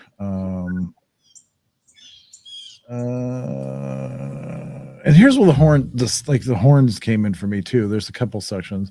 Horn peaks. The Akkadian word masu or mashu thus is used to describe the twin mountains of the Gilgamesh myth, reflecting the symbolism of the two peaks through which the sun rises and sets. The twin or horn peaks could represent another connotation of the horns in the Moses and Dionysus myths as well. And that's where you brought up, Dionysus. Where is here? Finally, the Moses connection. We'll just start there. Considering the facts discussed here, it should come as no surprise if the Moses myth were based significantly. And I don't like that word myth. Because Yeah, people it shows it shows like they have a certain angle. There's a bias to me. Yeah, like when you exactly. So we're based significantly on the Gilgamesh legend. This connection has been proposed in the past, including by German Assyriologists. I didn't know that was an occupation, Assyriologist. I think I will be an Assyriologist when I grow up. Why not? People are Egyptologists. Yeah, I guess so. That's true. And Semitic, philologist. God, they love to throw all these words in there. They're just like, you can't make a smooth sentence, just like it's a lot of ego in these. Chewing on your words, like you're stumbling over your own words when you're talking. At the University of Marburg, Dr. Peter Jensen, in his book Gilgamesh Epos and Odyssey, concerning Jensen's work, American philologist Dr. Theodore Zolowski states, what does he state? What does Theodore state? After an exhaustive, I love that, exhaustive exposition of the Epic of Gilgamesh, I can just see this guy's like, his shirt's all sweaty and everything. After an exhaustive exposition of the Epic of Gilgamesh, Jensen sets out to demonstrate that Moses is the Gilgamesh of Exodus who saves the children of Israel from precisely the same situation faced by the inhabitants of Erech at the beginning of the Babylonian epic from 125 to 58. He goes on for 1,000 pages to depict parallels between Gilgamesh and Abraham, Isaac and Samson, David, and various other biblical figures, and arrives inevitably at Jesus, who turns out to be nothing but an Israelite Gilgamesh. I've never heard that phrase before. Hey, son, you're nothing but an Israelite Gilgamesh. I mean, when they lead to a conclusion like that, it's like, okay, dude. I know. That's like come on, man. That's not skewed. Well, Jewish people obviously don't have a skin in the game when it comes to Jesus anyway, so they can, other than to discredit him. Yes, a lot of them scholars, and people that go by the Talmud. Yes. A typical current view would summarize the evolution of the Pentateuch, however you pronounce that, more or less as follows: the original literary units underlying the Pentateuch, whatever. We're just going to Penta. We'll just say the Penta. Yeah, narratives about. It's the 5 books of Moses. Is it? Oh, good to know. Were single narratives about the early Hebrew tribes and their leaders. Such narratives were, for the most part, created and at first transmitted orally, some think in poetic form. In the course of time, some of them were gathered. I guess they mean gathered together into. These are, come on, scholars. Put an ED after that. What kind of scholars are they? They didn't double check, or you Assyriologists, whatever. They apparently don't use the ED. Together into cycles dealing with various individuals like Abraham and Jacob, or other common subjects: the Egyptian bondage, Exodus, the conquest. The cycles were later linked together into lengthier narrative series. Let's see here. And it just goes on and on and on and on, like how scholars are. And they're, see, these are all pages that that it talks about that. And I don't want to, like I said, I don't want to do it all here because let's see what the conclusion says. Let's see if that wraps anything up for us for all this conclusion. Pretend we read all those 26 pages or whatever that was. Although aspects of the Moses story certainly are very ancient, such as the Gilgamesh elements and the storm sun god battle with the Pharaoh dragon, the earliest the Exodus tale could have been written down in Hebrew would have been about 1000 BC. Excuse me. With the development of the Hebrew alphabet from the Phoenician, itself created around 1050. Yet Moses is largely, if not entirely, absent from pre-exilic texts, indicating he comes into the scene after the Babylonian period. Therefore, the terminus ad quo or starting point for much of the Moses material may have been around the middle of the 6th century, with subsequent redactions up to the 3rd century, along with extra biblical texts. If the Moses tale was created between the 6th and 3rd centuries BC, the story would have been based on pre-Israelite Sumero-Semitic solar, speak regular English, vegetation and fertility myths, combining the Levantine solar wine fertility serpent deity with Dionysus worship, along with the attributes of various other deities and heroes of the region, such as Adar, Gilgamesh, Marduk, Mush or Mush, Osiris, Horus, Sargon, Shamash, and Tammuz. We can see how the Moses myth, and again, they keep using that word myth, was developed. I love this mythicist and free thinker. Like you had to give yourself that label, the free thinker. Mythicist and free thinker Thomas W. Doane. There's a name you don't hear often, Doane. And here's our 1800s. Oh, I wonder if he had a railway station and real estate and all this other founded crap. a lot of Right, exactly. architecture. Sums it up when he says almost all the acts of Moses correspond to those of the sun gods, rather than serving as a historical individual with an actual exodus in the widespread tradition of the great god sun. Moses himself has the earmarks of a solar deity with the attributes of various gods, goddesses, lawgivers, heroes from antiquity rolled into one. In addition, the Moses story reflects the stellar and lunar cults as well, demonstrating the dual-natured twin myth, such as concerns Horus and Set, and the battle for supremacy between the day and night skies, as well as between the agriculturists and the nomads. Holy crap. That's interesting. That is interesting, like how they put that, because it's definitely something to the flood and the accounts of like an exodus and who these people are, where they were in, in terms of geography. Yeah. It's a very, and then how, the whole Gilgamesh epic and all the epics like the Odyssey, the Iliad, they all have that similar like theme, and they're telling stories to sound like myth and fable to others, but they were transmitting historical information, I believe. Yeah, I'd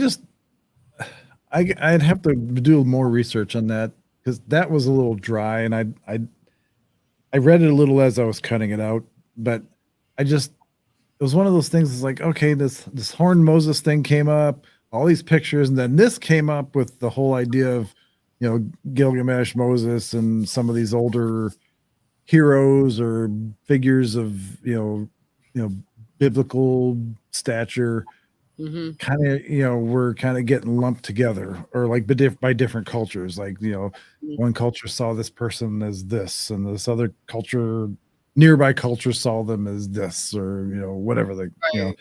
It's like describing, like, I thought about this, like if you were to describe certain celebrities like 100 years from now, they would sound kind of crazy, wouldn't they? Like they might think Snoop dog, like Snoop Dogg was really a maybe.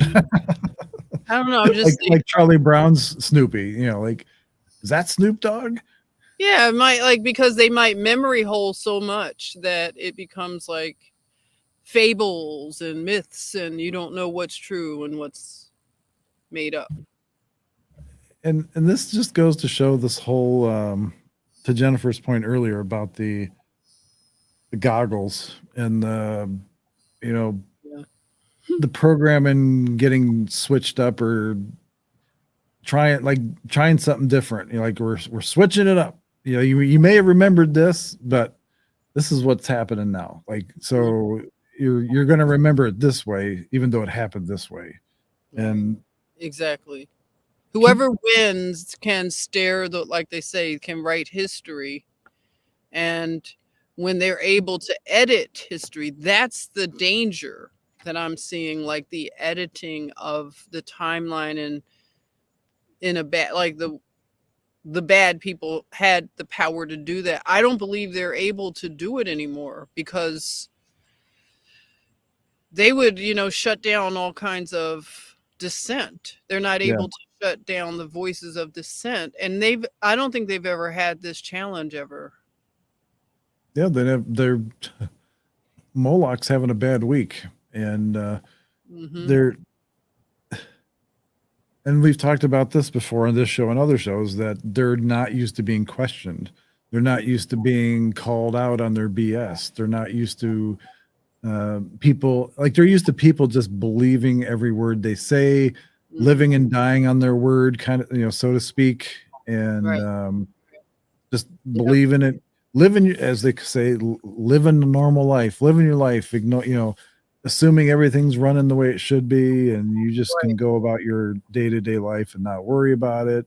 Hmm. And Whatever they so- say is normal, right? They right. determine normal, and that's the thing that's it's disturbing is the editing, the multiple editing, and the way they can manipulate the minds, and so people's reality can be shaped by those enemies of humanity because they've held the reins of the financial system, the media, mass Mhm. media.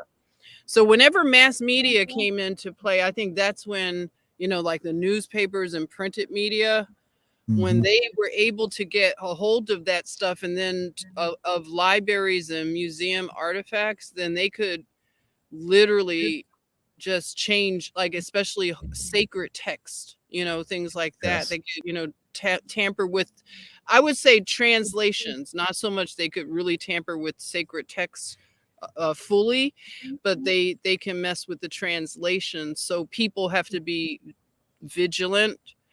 But yeah, there you are. And we help manifest their crazy dark, reality that they want us to help them with. But now Mhm. they have it so bad because this internet was the worst thing that could have happened to them. You know, That's right.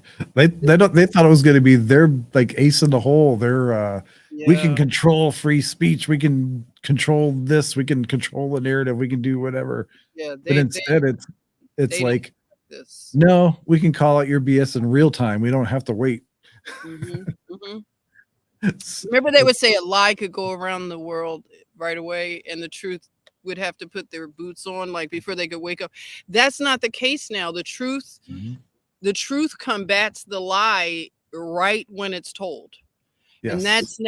that's never happened. And the connectivity of the world, they did not bank on it going this way.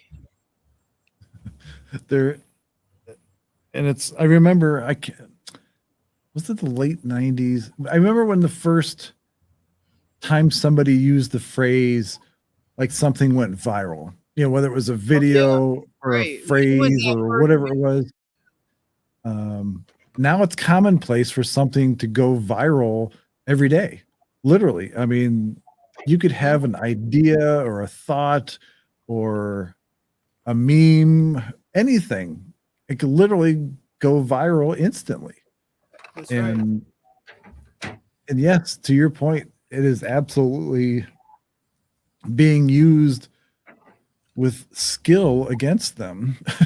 I mean, to the point where, what's that phrase we always use? The left can't meme, but it's funny because they do. Just there, look at that. Let there be light. You got a little picnic basket out there and everything. Look at that. I know. I'm ready. I'm like MacGyver, right? I made this little picnic basket, so I have That's awesome. all my goodies, out here. Lost the cat again. She's now in the dark. Try to find a black cat outdoors at night. Now, I know a lot of you, we're all familiar with bugs. Like beetles, like especially flying insects like dragonflies and certain kinds of beetles and bees and that kind of stuff. Is that what you have on your shirt?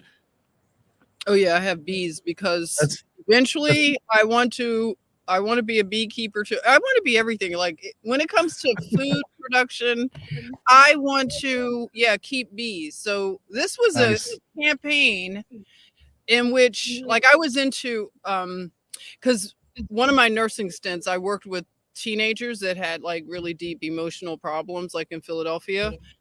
And it was a Quaker hospital called Friends Hospital. Shout out. Nice. But the kids, I would do programs. Like I didn't want to just do programs where they were doing boring things when they come into like the common area. So me, I would do educational things. And at first, these are like kids from the hardcore city kids. They're like, they look at me like, who are you Cosby black person, And so I did this thing and they liked it. It was like, remember Haagen-Dazs had that campaign called Save the Bees? Do you remember? Yeah. Mm-hmm. We were talking about colony collapse disorder. Yes. Syndrome. And so I bought all this Haagen-Dazs ice cream and we, different things like toppings. So we had Sunday so they could go do a Sunday. And then guess what? If you went online to their website, they educated you about the bee collapse, and then they had bees where you could create your own bee. Like how you could do a body of your avatar? Well, yes. You could do like a bee, and you could be a fat bee or a skinny bee, and you could be a girl bee, and you could just create your own bee. So I had everybody create their own bee, and I printed them all out and put them on the wall. And then we had the ice cream that was the proceeds go to this, Save the Bee. So long story, sorry, but the kids, these were the kind of kids that like cut you out and tell you they hope a tree falls on the hospital and kills you while you're doing your charge. Like they tell this like on a daily basis, stuff like that. But like I got these kids to like love learning like about the bees. So we had fun with that lesson. But yeah, I'm all about the bees. I wear the bee earrings sometimes. And hey kids, before we talk about the bees, I want to tell you a little bit about the Wallenbergs and the Rothschilds. So let me let me get my note. I got my pencil. No, I was trying to imitate you talking to the kids. Oh yeah. Oh, if I had talked to them about conspiracy theory. No, some kids, it was like this one kid, like, because they would get treats, like if somebody was at, you would give them like incentives, right? So if they had, it was a point system. So on Friday they could get cheesesteaks, and I felt bad for the kids that lost all their points, and they have to watch the good kids like go into the common room with cheesesteaks. Oh, jeez. But it's like that's how the system was set up. Like I don't like it, like prison or whatever, but the kids they they respond to like respect. I noticed that. Like I used to call them, miss this or sir, and they would look at me like, what? And they would respond. And they ended up liking something that I thought would be totally nerdy, but they loved it. Awesome. Because your shirt and this whole thing about bees and that kind of stuff segues into something else I came across. Never would have thought about this ever. Because I just saw, I saw one of my banana trees, like the big leaf just went real slow, and I was like, "Oh no, they're here! They're here! You'll get to Yeah, see them live." it's a skunk ape. It's dark out. You might have to do some tree knocks or something to see if they respond. But I thought I had a good handle on how bugs are, how they fly, just that kind of thing. Right. And then I saw this thing from this dude, Victor Grebennikov. And Oh, Victor Grebennikov and levitation. Grebennikov, I don't know if I'm pronouncing his name. So I'm just telling anybody that watches this show in the future, if you're one of these people, I apologize, but get a simpler name. Grebennikov's findings how certain insects really fly, in quotes or brackets, levitate, linking how a central vortex creates a magnetic field.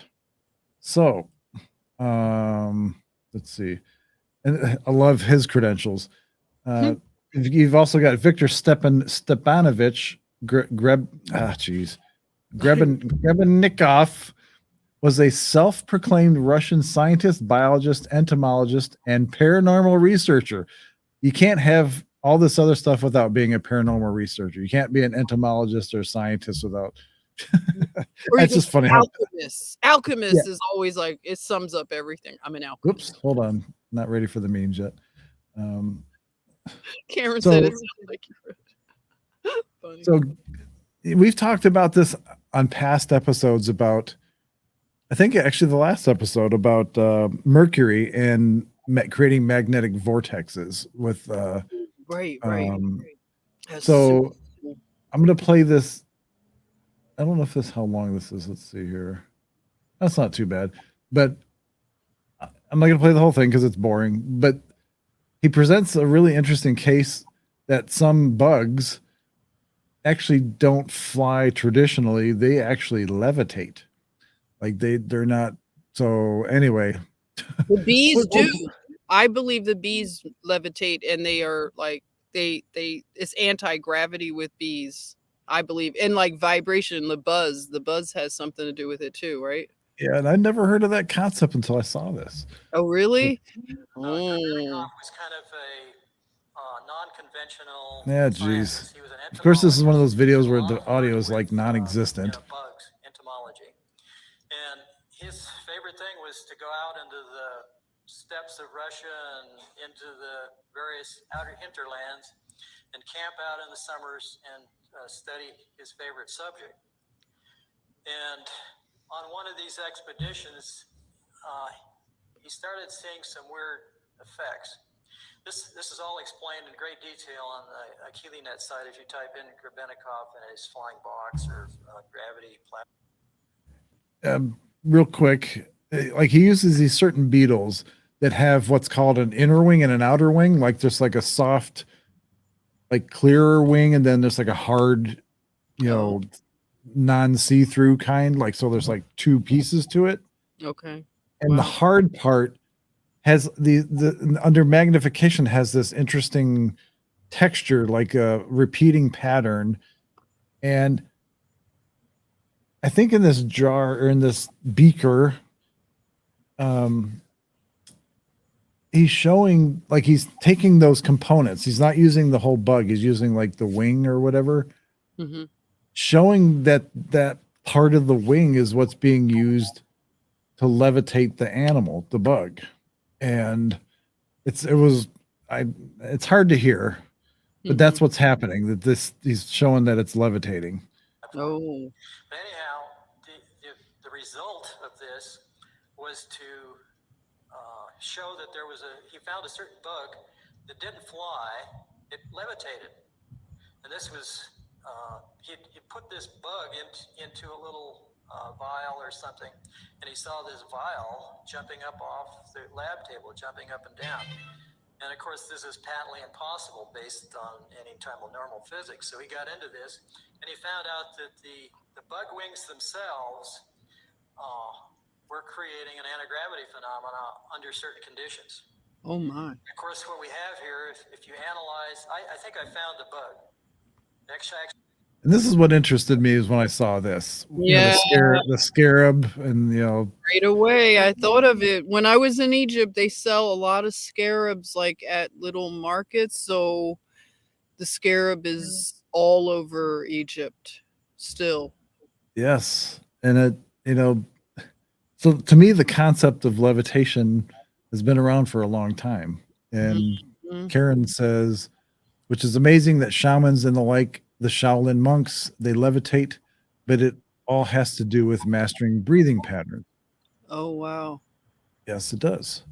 But it's just an interesting. I never would have thought about levitation and bugs ever. And then Yeah, the shape of I only knew because I'm into bees and just love to study them, and they literally and I watch them out here because I get a lot of bumblebees, and I watch bumblebees, and they tend to come towards me. I haven't seen it this year because this is my first time really spending time out here, but last Mhm, year, the bumblebees I would have a bee come right, like, here to me, right, John? And it would mhm. literally stay still, and then it would zoom away, and it would let me hear the sound that it has, like, it has a vibratory buzzing, humming, and stuff like that, and then hummingbirds are I know Casey mentioned them, they're amazing. I Yes. used to have one that came to my apartment in California at a certain time every day, and it would play with my cat that I had at the time. I would leave my screen door open. It came inside my apartment, my daughter said. Like, I was sleeping because I work nights, so I was taking a nap, and my daughter was, like, all in uproar, and she said that the hummingbird had come in, and she let it out, but it would play with the cat, and they can, like, come up to you and stay still. They can, like it'll look like they're completely still in the air. They're amazing. Yes. And they sound like big bees. Like I Yeah. had a couple feeders when I lived in Tennessee. I had a couple hummingbird feeders on each end of the porch because I had a Oh, wraparound porch, and uh-huh. I'd sit out there a lot, and it would sound like a swarm of bees when more than one of them would show up. It'd Mm. be like, "Rrrr," and then Oh, you could hear nice. "rrrr, rrrr," like when they'd move, it'd be like "zoo, zoo, zoo." You could hear Uh-huh. the buzz, kind of thing. And Yeah, yeah. And look at your background, whenever I see that pattern of the cone of what you have there, it went away, but when it comes back, the red part, it looks like the cone that they oh formed. yeah, like the honeycomb. Uh-huh. 'Cause I collect honey as well, and I love the honey from New Zealand, like the Manuka, but I'm just really into that stuff, but, like, bees are just so fascinating to me. I don't know if it's in Tibet, but there's a region of the world. It has the only hallucinogenic honey, and Really? it's on the sides of these mountains, and you have to like defy death to get to them. I just Oh, saw it yesterday, the day before, really? on some video, and Amazing. it's literally the only hallucinogenic honey in the world. Like, that's powerful, amazing, like, that there are honeys that we don't know anything about, like Manuka, right? You know about it, Sarah. Manuka Sure is does, yes. medicinal. I've used it on wounds for patients, and honey never goes bad, and I just have to make a disclaimer, it should not be given to children under 1 or 2 years old. I would always consult with anybody before you give it to children for some reason, really like babies, I would say. And, it is beyond fascinating that it never goes bad. Like, if someone were to find honey in a you know how they found the Dead Sea Scrolls? If they Yes. found honey from thousands of years, you can eat it safely, I think, allegedly. I something like that. It's in Nepal, that's where it's at. Oh, that Uh, makes sense. I'd love to know See more this about dude that. on the side of the mountain here Oh, with his little wow. rope and everything collecting it. Oh, wow. Oh, look at that. But it's these Fascinating. guys are like way up there Yeah. Oh, wow. to Oh. get this really sought after honey. That's amazing. And it is in Nepal. Oh my. What is the reaction like when they take this honey besides like you say is it like the psilocybin or It's something? called mad honey. Mad, Himalayan mad honey. mad honey. Oh You my. mad honey? I get you said that Himalayan. Oh, here's some lion's mane mushroom honey. Man, You're really gonna trip, right? mad honey. Let's see what mad honey is since we're on the subject. Mad honey. Mad honey. This hallucinogenic honey can sell for over $60 a pound on the black market. What? Let's see. When bees feed on the pollen of rhododendron flowers, the resulting honey can pack a hallucinogenic punch. It's Really? called mad honey, and it's slightly bitter taste and reddish color. Oh, Let's see here. Hold on. Let's see. my. Which can cause dramatic physiological reactions in humans and animals, depending on how much a person consumes. Reactions can range from hallucinations and a slower heartbeat to temporary paralysis and unconsciousness. Oh, man. Don't want to put that in your honey or your tea in the morning. Give me some of that bad honey for my tea. Yeah, no. Jeez. But eating the honey can be an unpleasant venture too. One of the earliest accounts of mad honey. This sounds like remember that Mad TV or Seconds? Yeah, Mad TV. Right, mad too. Mad. Like Homie the Clown or whatever, and Exactly. Fire Marshal Bill or Fire Oh, Marshal Bob, right. whatever. That was in Living Color. I love A that. Living Color. There you go. Thank you. Yes. The Wayans brothers. Right. It sounds like a skit they would do. Mad honey. One of the earliest accounts of mad honey.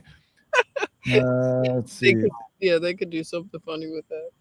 Socrates, or as Bill and Ted would call him, Socrates, describes a company of Greek soldiers in 401 BC passing through Turkey. Yeah, well, I would only be passing through Turkey. After eating honey stolen from beehives along the route. They vomited, had diarrhea, became disoriented, and could no longer stand. Holy cow. I have a weird feeling that, hold on, does it mention Nepal? Yeah, mad honey has non-culinary uses too. Turkey and Nepal, the epicenters of mad honey. Love that. That sounds like a business. Like they're not really close by, are they? Like to have this mad honey? I know. But it makes it sound like, or are they? Because we don't really know cosmology. That's right. Right? We're just going by the maps that they gave us. Right. Who knows what the distances are?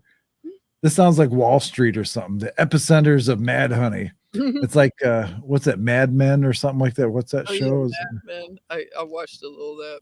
The epicenters of mad honey production have traditionally cultivated the honey as medicine. Today it's touted as relieving hypertension, providing a burst of energy, and being a sweet substitute for Viagra. Interesting. Gotta give me some of that mad honey. I'm not trying Mad honey. Yeah, I'm not trying to be shady, but those cultures are always into like yes, all their yes. They're always into that. Like when you go into the Asian areas, it's like, oh, this is tiger or whatever for male. The butt hairs of a rhesus monkey will get you. That's the best aphrodisiac you could get next to mad honey. Snake venom, snake whatever, and it's like, come on, dudes, do you have to go through all of this? Yeah, really. What the? I feel bad that you have to do all that.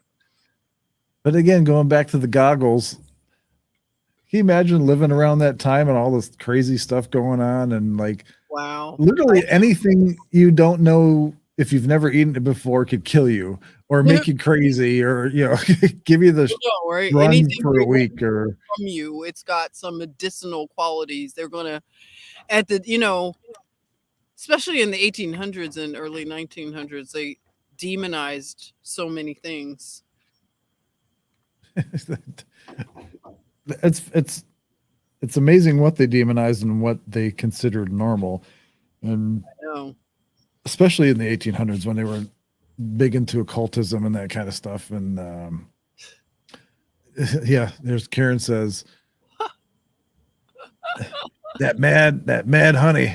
Oh will yeah, do well on the streets if it's like Viagra. That's right. yeah. Someone will probably try to, but I bet they'd be careful now with the Roe v. Wade. You don't want to bring mad Well, honey it's just into like the country. Tide Pods and that kind of crap. Everybody will try anything for whatever. It's like, oh man. Yeah, even like Dave Chappelle, when he's got his little crackhead character, I love it, you Tyrone. got any of that mad honey? You got any of that mad honey? He's like scratching, like That's what I'm saying. It's like you got any of that mad honey? I forget his name. He's so I can't- funny. Dave Chappelle's, I watched this show forever until he Yeah, it was went on fun that at the weird sabbatical. Yeah, but I think Dave did a smart thing actually, thinking back now. I think it's good. Cosby actually said that you should go out before people are sick of you. Right. Like end it on a high note, which is good. I think that's good advice. Like Dave left when we were Tyrone Biggums or something like that? What's that? Is it Tyrone Biggums or something like Yes, that? that's who it is, Tyrone Biggums. That is so funny. He played that blind black white supremacist. Right. Black Klansman. He did some really like courageous comedy. That's why he was so Yeah, funny. he did. He didn't care. He was the last of the truthful comedians. It ended with Dave Chappelle. Yeah. Everybody else is chill. Him and Carlos. Chill. Huh? Him and Carlos, shoot, what was his name? He had his own show too. Carlos Mencia. A lot of noise. Your cat must be causing some problems somewhere. Is this your black cat? Apparently your cat got in some mad honey and went and did some damage somewhere. Josephine, did you get in the mad honey? All right, so back to the levitating bugs. Again, I apologize for the audio. It's up as loud as I can get it to go, and that's just, I don't know. Apparently, people don't pay attention when they record stuff, I guess.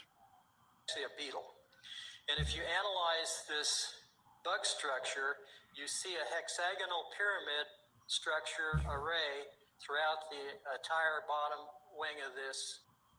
Yeah, see, that's that pattern I was talking about on the bottom of on the hard surface of that. Oh, wow.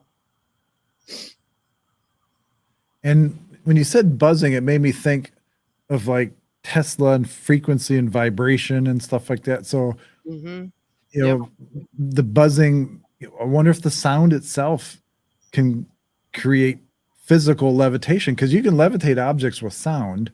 And if this sound, these chambers are able to cause that effect, that levitation effect based on the sound of the wings or the buzzing or whatever that is. And wow. I think you might be onto something. Turns out that beetles have two wings. The top wing is called a wing cover.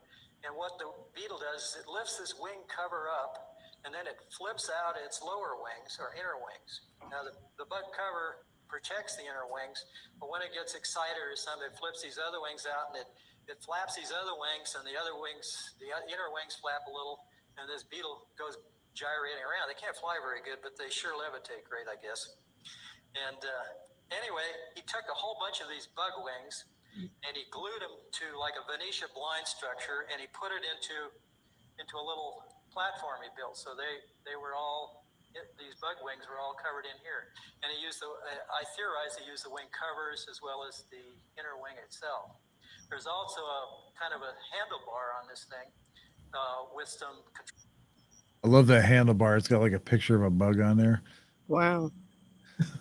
And it's got some weird writing down here or whatever this is. That looks like pie, doesn't it? Like pie. Yeah, it does look like pie in the middle there. Mm-hmm. It looks like the Google symbol on the top. Yeah, it's a lot of interesting things. But again, this is probably from the 1800s when you had all this weird machines and stuff like that, these gadgets. Mm-hmm. Controls. Fascinating. A little better here in detail. The controls, I think, had to be manipulated continuously and probably vibrated to create the same action that the bug was doing. There was also down at the base some kind of a lever, which I suspect controlled the amount of lift he was getting out of this thing. Anyway, Grebennikov claimed that he could fly this thing or levitate it, and it would go around at almost 1,000 miles an hour. Now you ask, how can that happen? You know, well, he said that there was an energy field that built up around this thing due to this gravity field building up in the platform, and by this thing building up, it built out a force field that basically surrounded him and protected him from the local environment. So even though he was flying at 1,000 miles an hour, you could go, you could be wearing your Sunday best suit and not get it flutter a bit at 1,000 miles an hour. I have to say, a lot of these people that do these experiments, I always see a pyramid somewhere in their room. I know. I thought that. You gotta love the dial-up phone too, the rotary phone. And Oh yeah, look at that. They got the old bat phone over here. But I think it's interesting the way they're describing that, how it creates this field, this either magnetic or gravity field when it's in full motion. Mm-hmm. I'm not sure I'd want to stand on something going 1,000 miles an hour that's 2 feet square. But this picture here shows him sitting on the ground. These pictures are much better if you get on the KeelyNet site. This is the platform with him on it, about 3 to 6 feet above the ground, because here's the shadow here down below.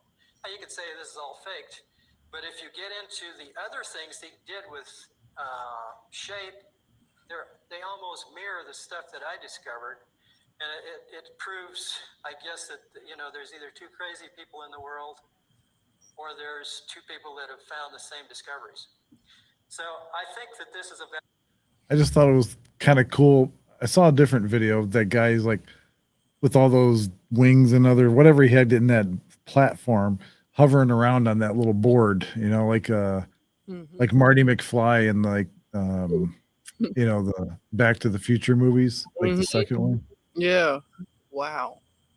valid phenomena, and I'll show you why. Next slide is a micrograph that I took of a beetle inner wing. This is at 100x. If you look closely at this thing, you can see rows of bumps all along the bottom of this wing, each row is staggered from the next row next to it, and this is all over the surface of the bottom of the wing. Now, I don't know of any aerodynamic surface that has bumps all over the bottom to help it fly better. If you blow this up to 430x, you can start to see some of this microstructure of the cells that form. Anyway, it kind of gets a little boring, and then I think it goes into like actually the Back to the Future scene. I think it. Hold on a second here. Yeah, there it is. I want to show that copyright. But that was one of those other interesting things that showed up this week. And Karen says the pyramids remember the theory of three inside the pyramid. It generates a certain type of energy, force field vibration. Yes, I agree with that 100%. There is one. I got closed my folder again. Dang it! Hate when I do that. You just got all kinds of lights going now. You're like, I lost one light source. They don't last long. I don't have the cords for them, so one went. This is the last light source besides this. Sarah says, well, hello, Sarah, by the way. My grandfather was stationed in Egypt during World War II. Actually, it looks like World War XI. World War II, he had great pyramid stories. Well, you may have to email them or share them with us because we like good Egypt stories. Oh, guess who just showed up in the dark? Hi, everybody. She's like, how dare you bring that light out? I know she looks like a little bat out here, and I can't find her in the dark. And then I see her slinking around. If I like really, I think I ate enough carrots this month. I can see her outside slinking across the grass. I'm like, is that her? The way she moves, you know. Say hi to everybody, Josephine. I'm not letting you go away again. You got to stop it. Sorry. Hi, Karen. Hi, Casey. Hi, Sarah. Hi, John. She's like that kid that just goes limp when you try to like play with other people or talk with other people. And like Little rag doll. it's just like She's like, oh, this crazy lady.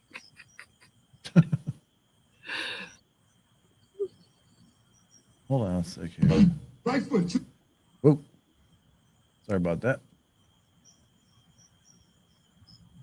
Again, I don't know if these videos are fake, but again, this stuff just runs across.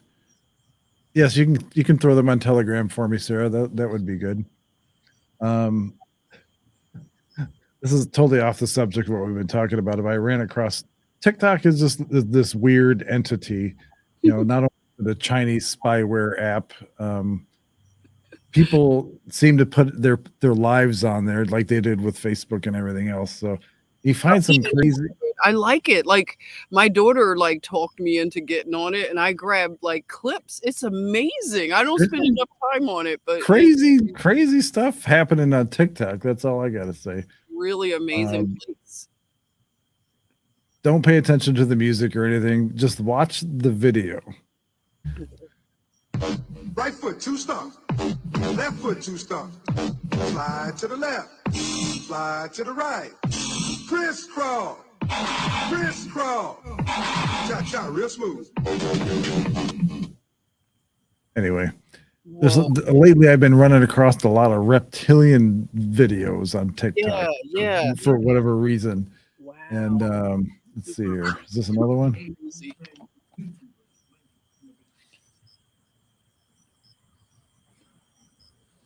Yeah, there's just some craziness going on. Hold on here. Here we go. And you got to take these TikTokers with a grain of salt, some of them, because they're performers and they're just getting followers and that kind of stuff. And it's like everybody's trying to top each other. Like this, like the crazier it is, the whatever. So take it with a grain of salt.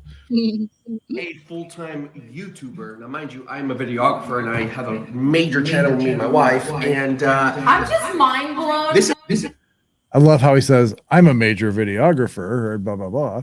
It's just, I'm a big deal. Yeah, basically, it's like I'm a big fat hairy deal. So you have to believe what I'm about to show you. I'm just mind blown. This is not an edit.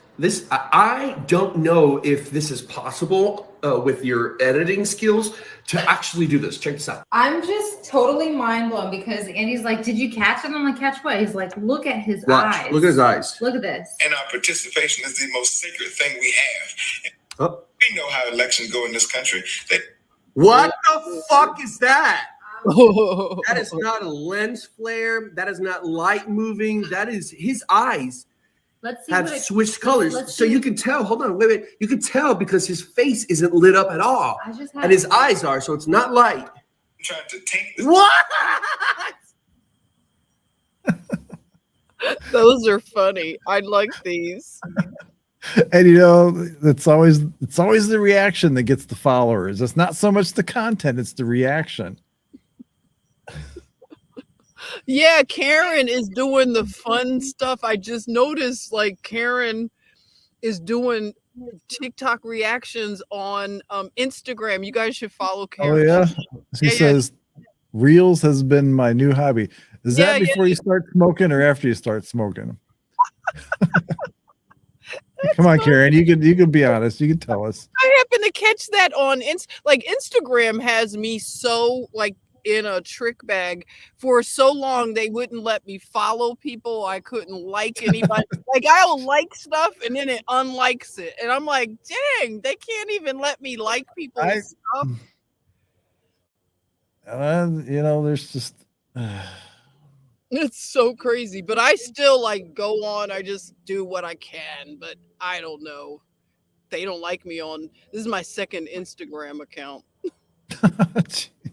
They get mad at me. They always warn me, like, if you don't stop, you're gonna lose this account. Like when I said Klaus Schwab's Ultimate Woman was a fembot, I got in trouble for that.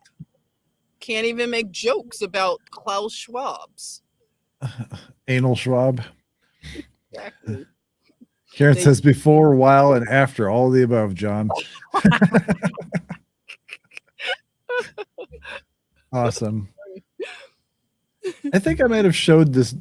This is legitimately creepy. Uh-oh. This is on a show when I did a show about like clones and robots or androids and that kind of stuff. And if you haven't seen this, you have to see this because this happened. This was caught live, like kind of like a hot mic situation, but a hot camera situation. I think they were at commercial or doing something at a basketball game. And for those of you that follow basketball, I'm sure you know who Jalen Rose is. So I'm not going to say anything. I'm going to excuse the language. It's not my language, but this guy's reaction is priceless to this. So, bro, watch my nigga Jalen Rose though. Look at my nigga Jalen Rose.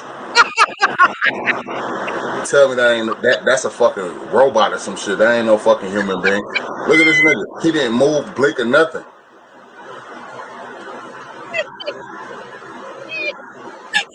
Bro, look at this shit.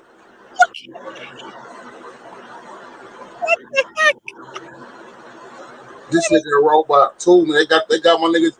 That's my nigga. He from my city.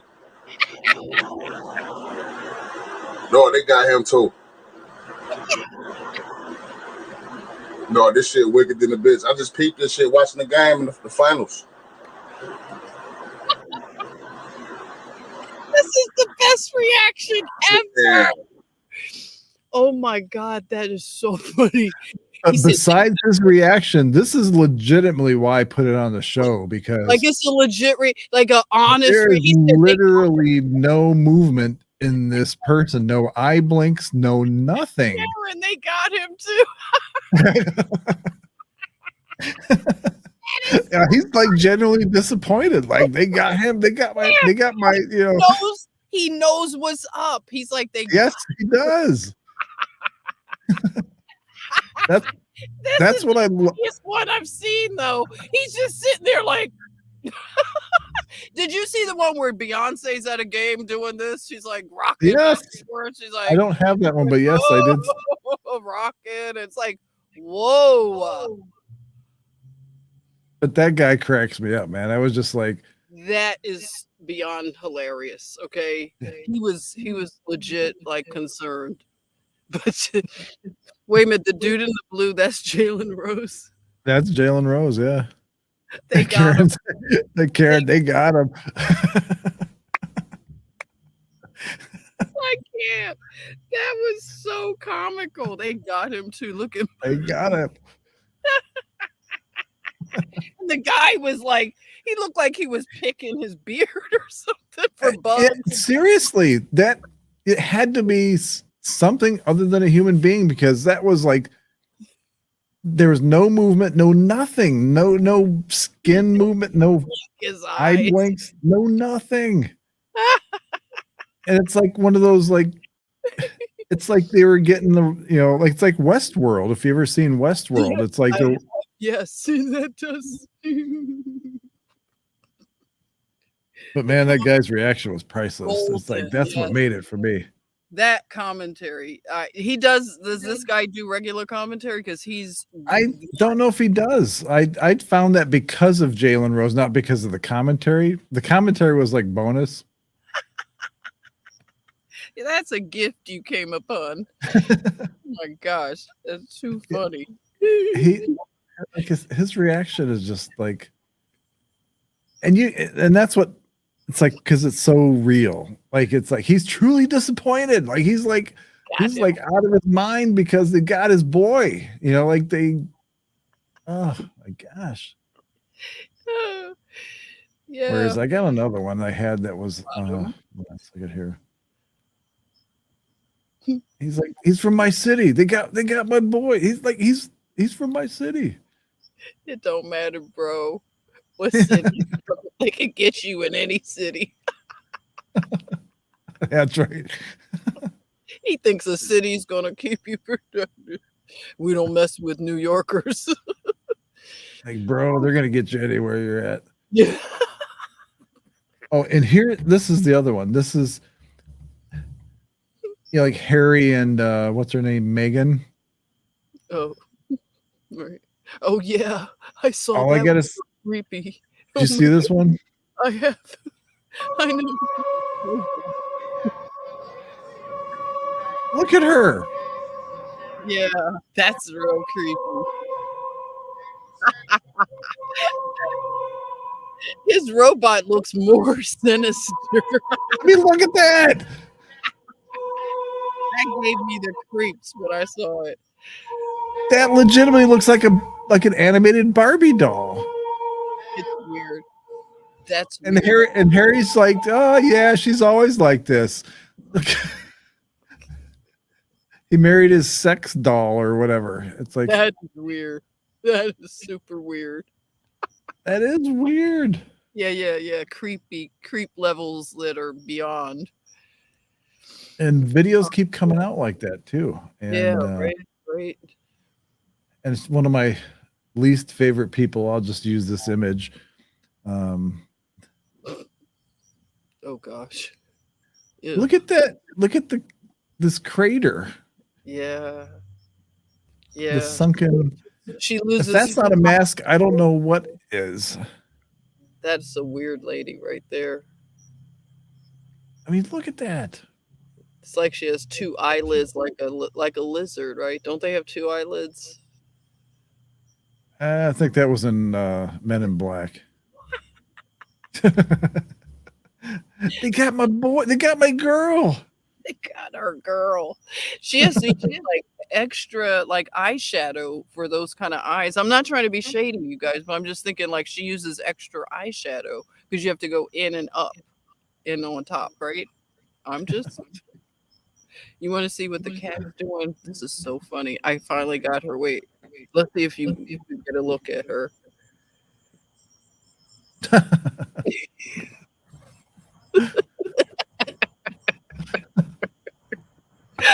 I wanted you to see she's behaving. When you see that little pink belly or whatever that I always like to. Oh, and by the way, crazy cat ladies always have to get a plug in for the feline kingdom, but the cats. My daughter was saying that if you have a cat near you while they're purring, that it can heal you. Would you guys ever Well, we've heard talked that? about sound healing and stuff like that. I mean, that makes sense. Right. I mean, I'm open-minded enough to believe that would be a possibility. I mean, Yeah, because she was telling me that's how they heal themselves if they're not feeling well. Like they have that makes sense. little pains, they hum so they can like heal themselves. So if you've heard that, let me know. Yes, Casey, I did see that one with Maxine Waters behind Pelosi. That she literally looked like that guy's Jalen Rose. I mean, that she literally didn't move a muscle, didn't blink, didn't do anything, and she was like, it was just the weirdest thing. And I'm going to play this because since we're talking about simulation and that kind of stuff, and then after this, maybe I'll end on a few memes. It's okay. This was in 1977, and I don't remember who this dude is because I can't read this thing. But he's talking about our reality being a simulation. And this was like a high profile get together or whatever this was. But, The subject of this speech is a topic which has been discovered recently and which may not exist at all. I may be talking about something that does not exist. Therefore, I'm free to say everything or nothing.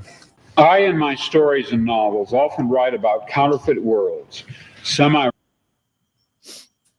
Take it back. It's at a sci-fi convention. Oh boy, They here we go. reveal a lot of truth, a lot of They disclosure. do. They do. Mhm. But it was Met's sci-fi convention in France in 1977.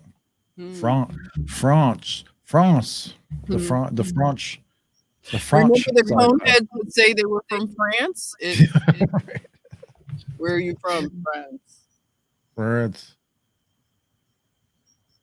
Are you getting stalked? I don't know where she is. Like, Oh, she's gone again? I don't know. Oh no, I see her eye just shined in the. Okay, she's still being good. Make sure, with something make sure behind it's a cat. me, with something moving behind me. Well, let's hope it's a possum. I hear lots of noise. It's getting rough over in the neighborhood there now. The freaks come out at night. That's real worlds as well as deranged private worlds inhabited often by just one person, while meantime the other characters either remain in their own worlds throughout or are somehow drawn into one of the peculiar ones. This theme occurs in the corpus of my 27 years of writing. At no time did I have a theoretical or conscious explanation for my preoccupation with these pluriform pseudo-worlds, but now I think I understand. What I was sensing was the manifold of partially actualized realities lying tangent to what evidently is the most actualized one, the one which the majority of us, by consensus gentium, agree on.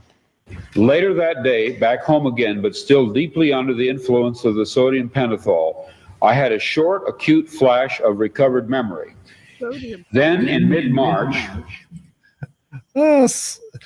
Good dude job. injected himself with sodium pentothal.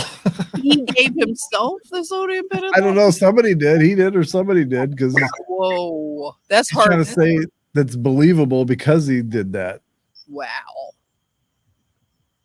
Karen says, I don't know if Karen's been smoking, but we're gonna read what Karen says here.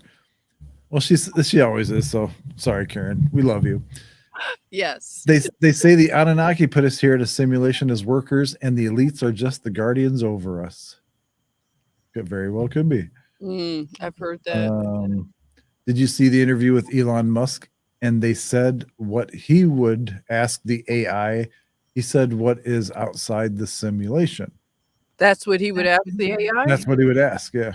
Oh, that's a good. I did see that. I did see when he said that. He is a true believer that we are living in a hologram or a simulation. Oh, he believes that too? Yes. Oh, Yes. I don't pay a lot of attention to him. We don't expect you to pay attention to everybody. I don't know what it is. He hasn't peaked. I know it's like a love-hate thing. It's just, Yeah. I think he has a story to tell, and I think he has a role to play in all this. What the rest of that is, I don't know, but Right. I think it's mostly to make the left mad and to explode some brains. a month later, the total body of memories, intact and entire, began to return.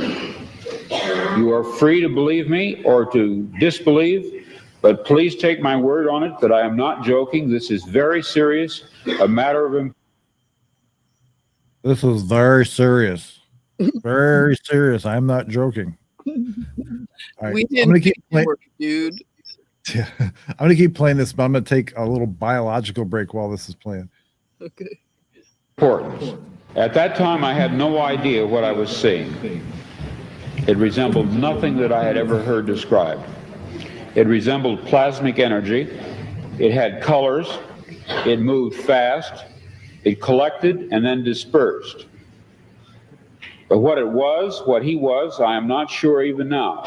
In other words, it's a common theme in my writing that a dark-haired girl shows up at the door of the protagonist and tells him that his world is delusional, that there's something false about it. Well, this did finally happen to me. I even knew that her hair would be black. I had an actual complete sense of what she would look like and what she would say. She did appear, she was a total stranger, and she did inform me of this fact, that some of my fictional works were in a literal sense true. I wrote out these dreams in novel after novel, story after story. To name two in which this prior ugly present obtained most clearly, I cite The Man in the High Castle and my 1974 novel about the U.S. as a police state called Flow My Tears, the Policeman Said.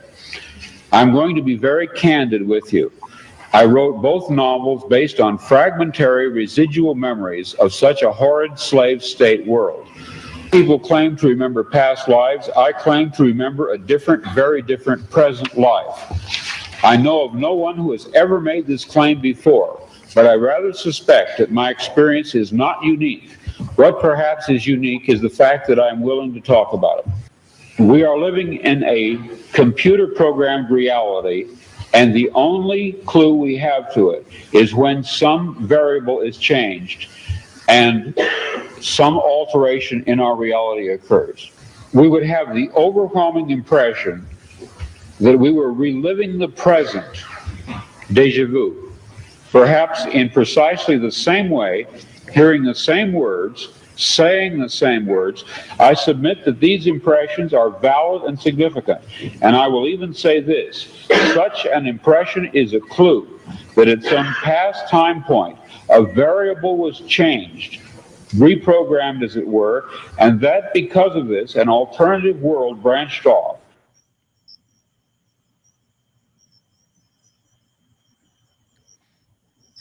There you go. Fascinating. Outside of the 70s porn feel to that video, I think some of the things that he said were kind of interesting, especially about the woman that he was talking about and about Interesting, like that this was in the 70s, you know. yeah, when this kind of stuff was not a normal conspiracy theory. Right. Enter the now it's like, hey, hey, that's right. I mean, it's being floated all over, and thanks to the internet, like all we needed was a communication, module to express these ideas. Yeah, so and I think the farther we go along in this, it seems like the more, to some people, like the more apparent it is, like the more, like the veil is kind of shifting. People can see it a little clearer, like your psilocybin adventure. Exactly. If they have experiences like what I had with the psilocybin, it's like I can't deny, like I saw that with my perceptive, everything, my intuit, everything was at play, and I could see the code of the structure of the store. It was just all this computer code. So I that was so real to me. I know it wasn't like, I don't know, it's hard to explain. Well, no, I totally get it. I mean, I totally get it. It's I saw the numbers, like, you know what I'm saying? It was like all math. yes. Yeah. Well, different people have slightly different experiences. Like yours is like more visual, and some people they hear like they see numbers like you're describing, but they hear music. Oh, like really? they don't like the numbers are associated with different musical notes or sounds or whatever. Colors have music kind of thing. I've heard that before too. Wow. Let's see. Probably if I had ever really learned an instrument, it maybe that would be the way that it would I would have experienced maybe more. Like, cuz I think music is such an amazing language when people learn it. I never took it serious enough to learn to play or read the language.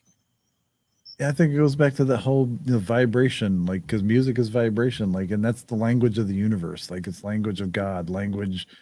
So I think it's like no matter what form you're in, like it's like universally understood somehow. Like there's some kind of common thread that it ties everybody together and everything together, kind of thing. Mhm. I Yeah, don't know if that's what I'm trying to say, but no, it's like we are saying what, like I said, like we all understand this, even if we say it in fragmented ways, like somebody understands, like in this group that we're all a part of, this mega group. that's a good way to put it. Mega group. Yeah, it's like a mega group with various little offshoots. Oh, you played the drum? Oh yeah, drum. Play the drum chore cymbals and bass drum. Oh, nice. Wow. Let's see. Casey, let's see, who are you talking about? He says, I graduated 76 and I remember people talking about him, but none took him too seriously. Okay, who are we talking about here? Is it Elon Musk, Casey? Were they talking about him back then? Yeah, He that's just what I'm seems trying like to he say. popped on the scene to me. I wasn't paying attention to Elon, like, I don't know. I just started hearing about him like maybe how long, like 4 or 5 years ago, or whenever the Tesla car started being marketed. But he just seemed like a wasn't he seemed like a bad guy at first. Yeah, he was like this big, like enigma, Mhm. like a mad scientist that was holed up in his castle or something, Yeah. like Frankenstein or something. Mhm. Let's see here. Where'd it go? Oh, she said the guy you just had on, she heard of him. Oh, Oh, okay. Ah, cool. makes sense now. Cool. Come on. Where is it?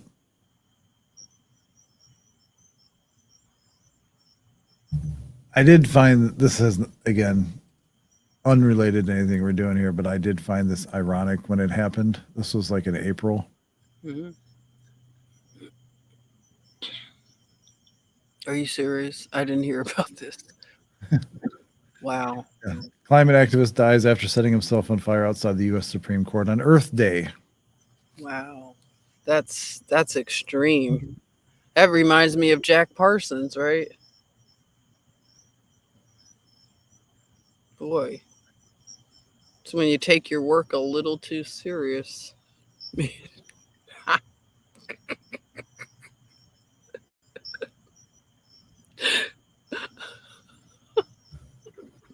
Not even going to say anything about that. Yeah, it speaks for itself.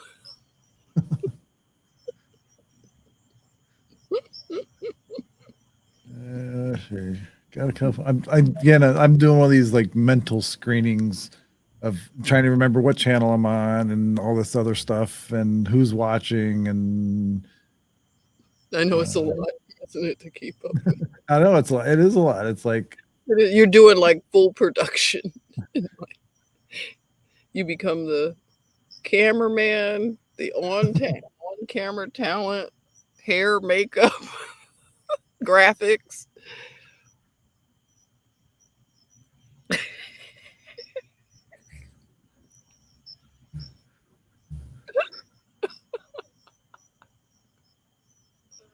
love conservative women for that. That's for sure.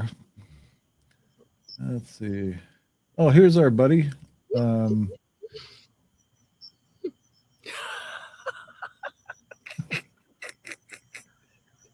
Absolutely. Mine all. He's even got his tinfoil hat on. I love it. That's funny. Tyrone Biggums. Biggums. Hilarious. Mine all. I ran out of conspiracy theories. Need a Y'all new got any more conspiracy theories? right, got it hit. anywhere. Actually, there's so many bugs out here right Oh, now. here, Karen. This is a policeman after your own heart here. Yeah, this is one for the book. He said this is one for the book. Oh man, he's smoking with the civilians. That's so funny. That's where we are in the apocalypse. This is Newark, New Jersey. No wonder.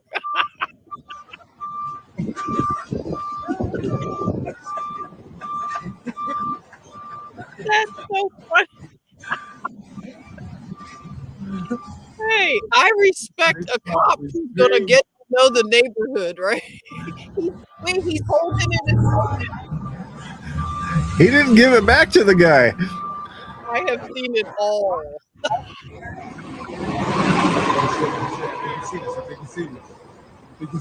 Only in Newark. He has had it, okay? I am not listening. He deserves this. He works in Newark, okay? Everybody should walk up to him and give him something to get through his day. I have no problem with that. I have no problem after 2020 what cops have to go through. I love Karen's comment. Yo, Karen, that only in Newark, I swear, which is New Jersey. You might as well call it New Jersey. I mean, New York. Newark is New York. Sorry, Karen, it's not. Newark is Newark. That's where, the famous Whitney Houston comes from. Doesn't she come from Newark? Traffic has to be rerouted because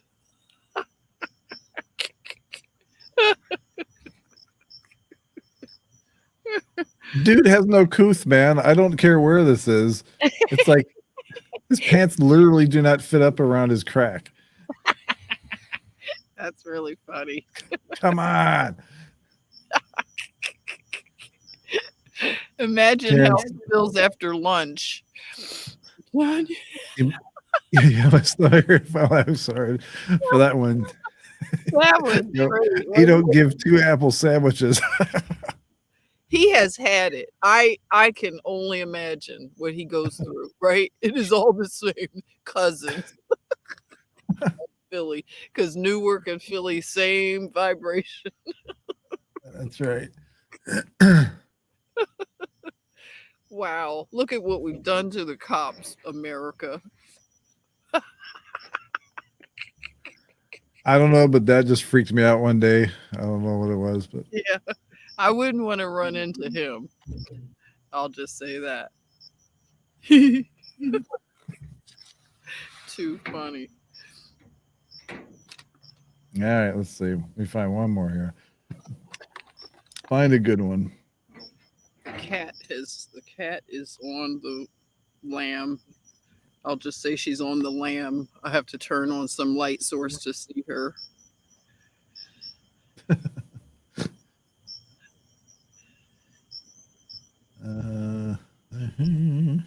Karen says she'll come back. Calling Philly the New York cousin. I'll have to find it, Karen.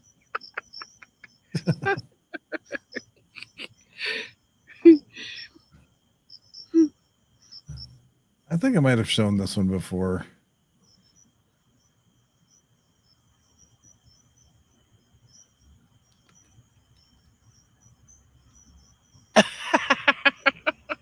Oh gosh.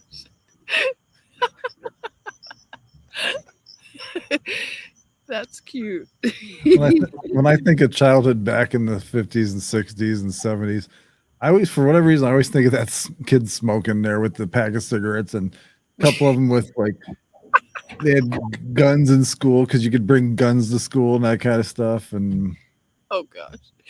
Well, the kids, when I looked up all that stuff with the newsies, remember the little kids, the newsies, they were smoking and selling the newspapers, working in factories and smoking. I guess if you make them work, grown-up jobs, I guess they have to also gang members call for this due to neither side be it.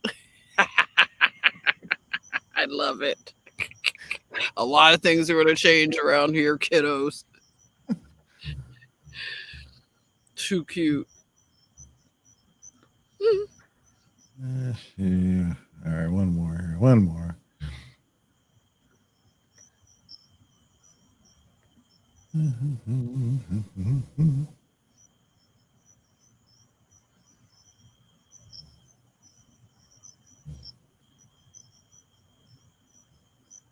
There we go.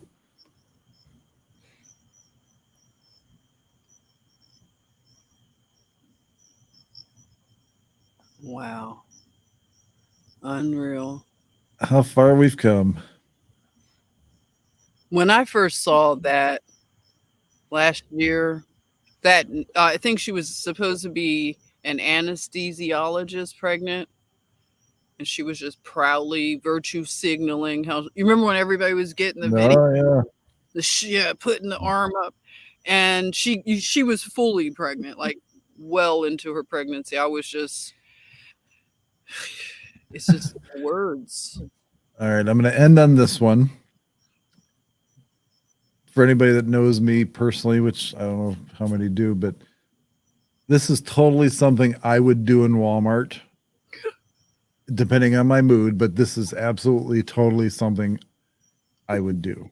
Just so enjoy.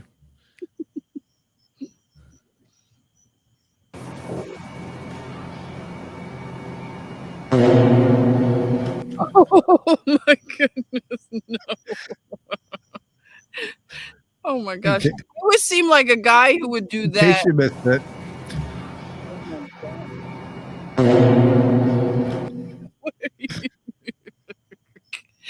It would seem like a guy like that wouldn't have a mask on, though. Like something's right. He would be so defiant that he wouldn't have the mask on. That's funny.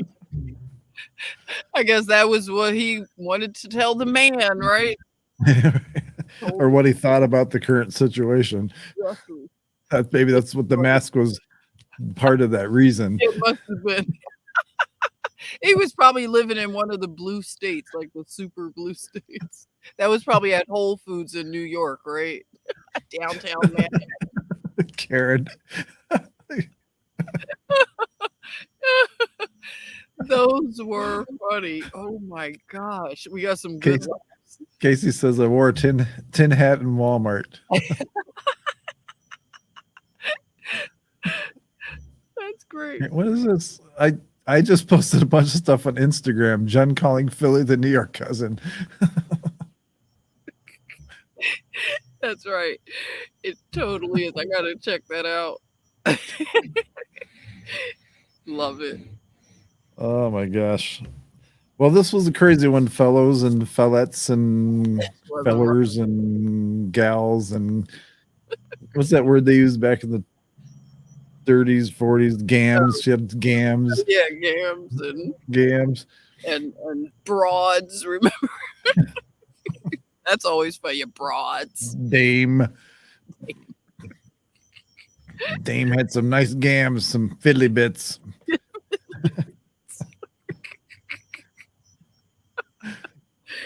You know, looking at you in that light, you know, it reminds me of some of the videos I watch for these like finding Bigfoot and stuff like that, where they're out at night and they're doing their thing, they're doing their walking around with their FLIR cameras and stuff like that, and they're talking about doing wood knocks and howls and your boosters, get your boosters, because this is thriller night. Get your boosters, Fauci.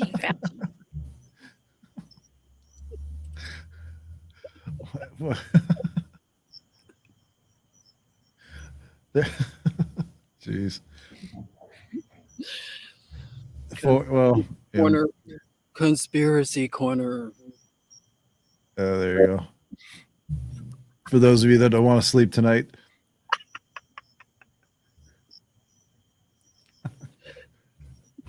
Okay. All right. Good night, Karen everyone. says this was a very pleasant, joyful night. Thank you, John and Jen. Well, thank Yeah, you. this Thank is you, fun. Karen. Thank you for being who you are. That's we need people like you in the She's chatmosphere. Yes. Casey Casey, also. love you, all of you. Where's our other? We had We're down to 2 now, so it has to be Casey and Karen. So Casey and Carrie. All right. Well, everybody, everybody else jump good night. jump Denise. jump with Leonardo DiCaprio. So anyway. Now you like that coast to coast kind of thing going on now. Radio. Yes, maybe you should do one of those. Remember they used to do those radio shows back in the 30s, 40s, whatever. Everybody'd sit in the living room around the big radio in the living room, and they'd listen. What else happened, Jennifer? And then the music is. Yes. And you always had somebody in the background with one of those like big floppy sheets of metal going, making like thunder or whatever. And Denise is still here. All right. Denise, hey. All right, I'm gonna stop itching. No, Okay. I haven't gotten bitten. Have you noticed that? I have to say, the bugs this year, I'm not having problems, everyone. So I don't know what that means. Just to let you know, heads up. This is the deep south, and I haven't had any bites all this time. That's because that's all of Gates's mosquitoes are going after the vaccinated people, and so Okay. that's my guess. Because there was something that a few months ago, earlier this spring, like it kind of went under the radar, but he wanted to release like 3 million of these genetically modified mosquitoes into Florida. I heard he wanted to do stuff like that. He's a sick individual. Yeah. Karen says you also haven't been sniffling much either while you outside this Yeah, year. that's a good Last year point. outside you will get the sniffles. Yep, that's true. Something's changed out here.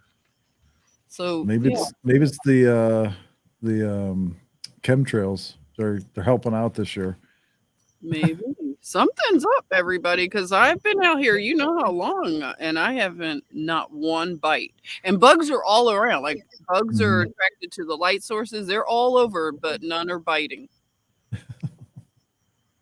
That's a good thing. That is a good thing. So, Jen, next time.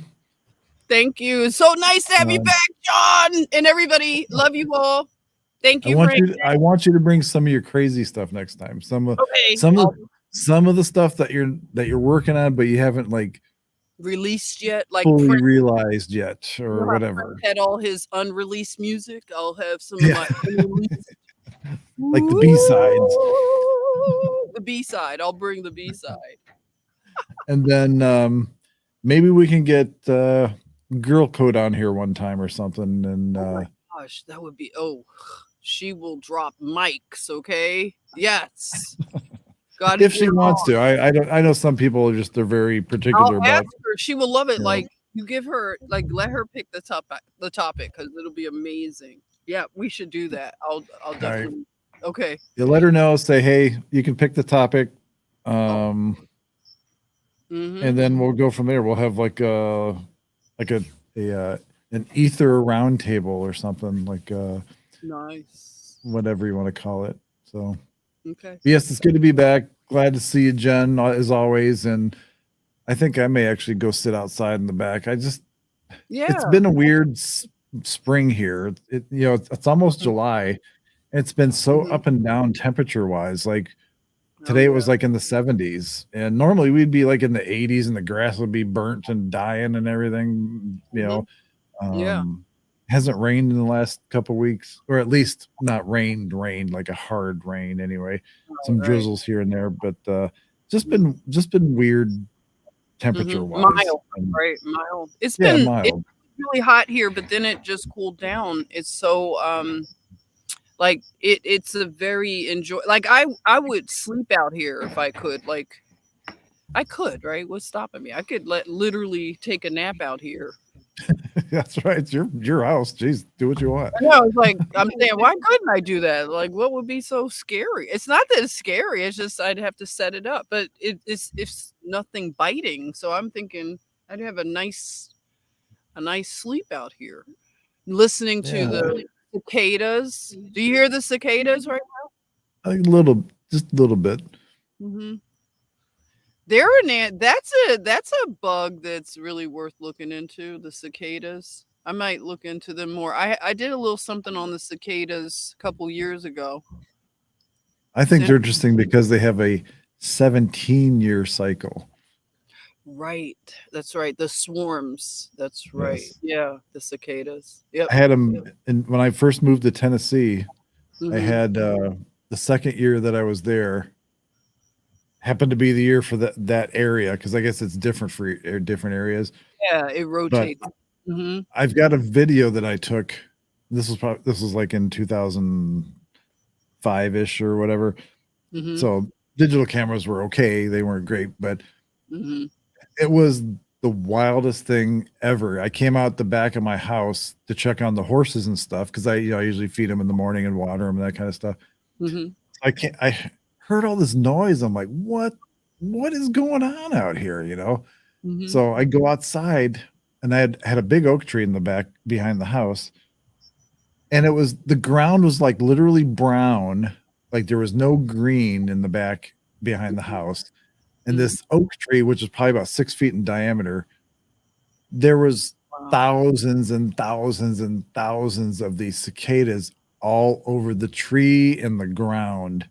Ooh, and I took this video of all of them. Some of them, they were like coming out of their little shell, like they were like molting or whatever. Right. And like the exoskeleton was like stuck to the tree and like, Whoa. and it was like, you can see them backing out of it, and they were in different color stages. Like when they're white, it's like when they just came out of the shell kind of thing. And then they start turning into that black color or whatever. And then their wings start getting a little more solid. And it was like I had never, ever, ever in my wildest dreams seen anything like that ever. Yeah, that's amazing. You got to experience that and witness that. That's awesome. I'm gonna have to find that video. I'll play that. Yeah, video if I can find definitely. it. I would like to see that. That's right, It is. Karen. Camping. This would be such a perfect night. Like it's an ambient. Like I'm ready for the vapor canopy because this is like that perfect ambient temperature. Like it's so perfect right now. Was it like upper 70s or low 80s or? Let me see if I could find out what it is right now. But it just feels like this would you could just be out and about, no problems. I like the cicadas, but I like the little the frogs and the spring peepers and stuff when they start chirping and chiming in with each other. Call them banjo frogs. Banjo 75 degrees. There you go. Nice. That is a good temperature. 75 is like 75 not too cold, not too hot. You don't need like a long sleeve shirt or whatever. And just, yeah. I love when it's a breeze and 75, but it's no breeze right now. Like it's still, but it's no humidity where it's uncomfortable, but it's so comfortable right now. Awesome. Mm-hmm. Well, gang, it's been a wonderful evening. Thank you so much for being here. And it's good to be back. It's nice to take a vacation, but it's good to be back. And Sarah, if you're still watching, send me that stuff that we were talking about earlier. And we're going to try to get Girl Code on here. But in the meantime, if you have any suggestions, you kind of know the topics we like, and you kind of know the topics we've been focusing on the last few weeks. So if you have anything related to that, like any unanswered questions about any of those things, just let us know. And thank you. And if you haven't, go watch Jennifer's videos. She's again like every week. It's just like boom, boom, boom, boom, boom, boom. She's got like all these just videos all the time. And some of the subjects are just, I mean, I never would have thought. Like it's like I keep thinking, how did you come up with that? Where did that come from? It's like it comes from the ether. tapping into the ether. Yeah, something. Something, right? It's not the popcorn, I don't think. So anyway, I hope you guys have a wonderful evening. Jennifer, have a wonderful evening. If you sleep out, camp out, whatever, keep your cat company. All of you, God bless you. And until next time, stay frosty, stay happy. Don't worry about it. We've God's got this. That's right. Laugh. It's all good. Use laughter as medicine. That's right. Use laughter. Mhm. So good night, everybody. Or that's all, folks. As the whatever that Looney Tunes. That's all, folks. All right. Good night, everybody. Night. Bye.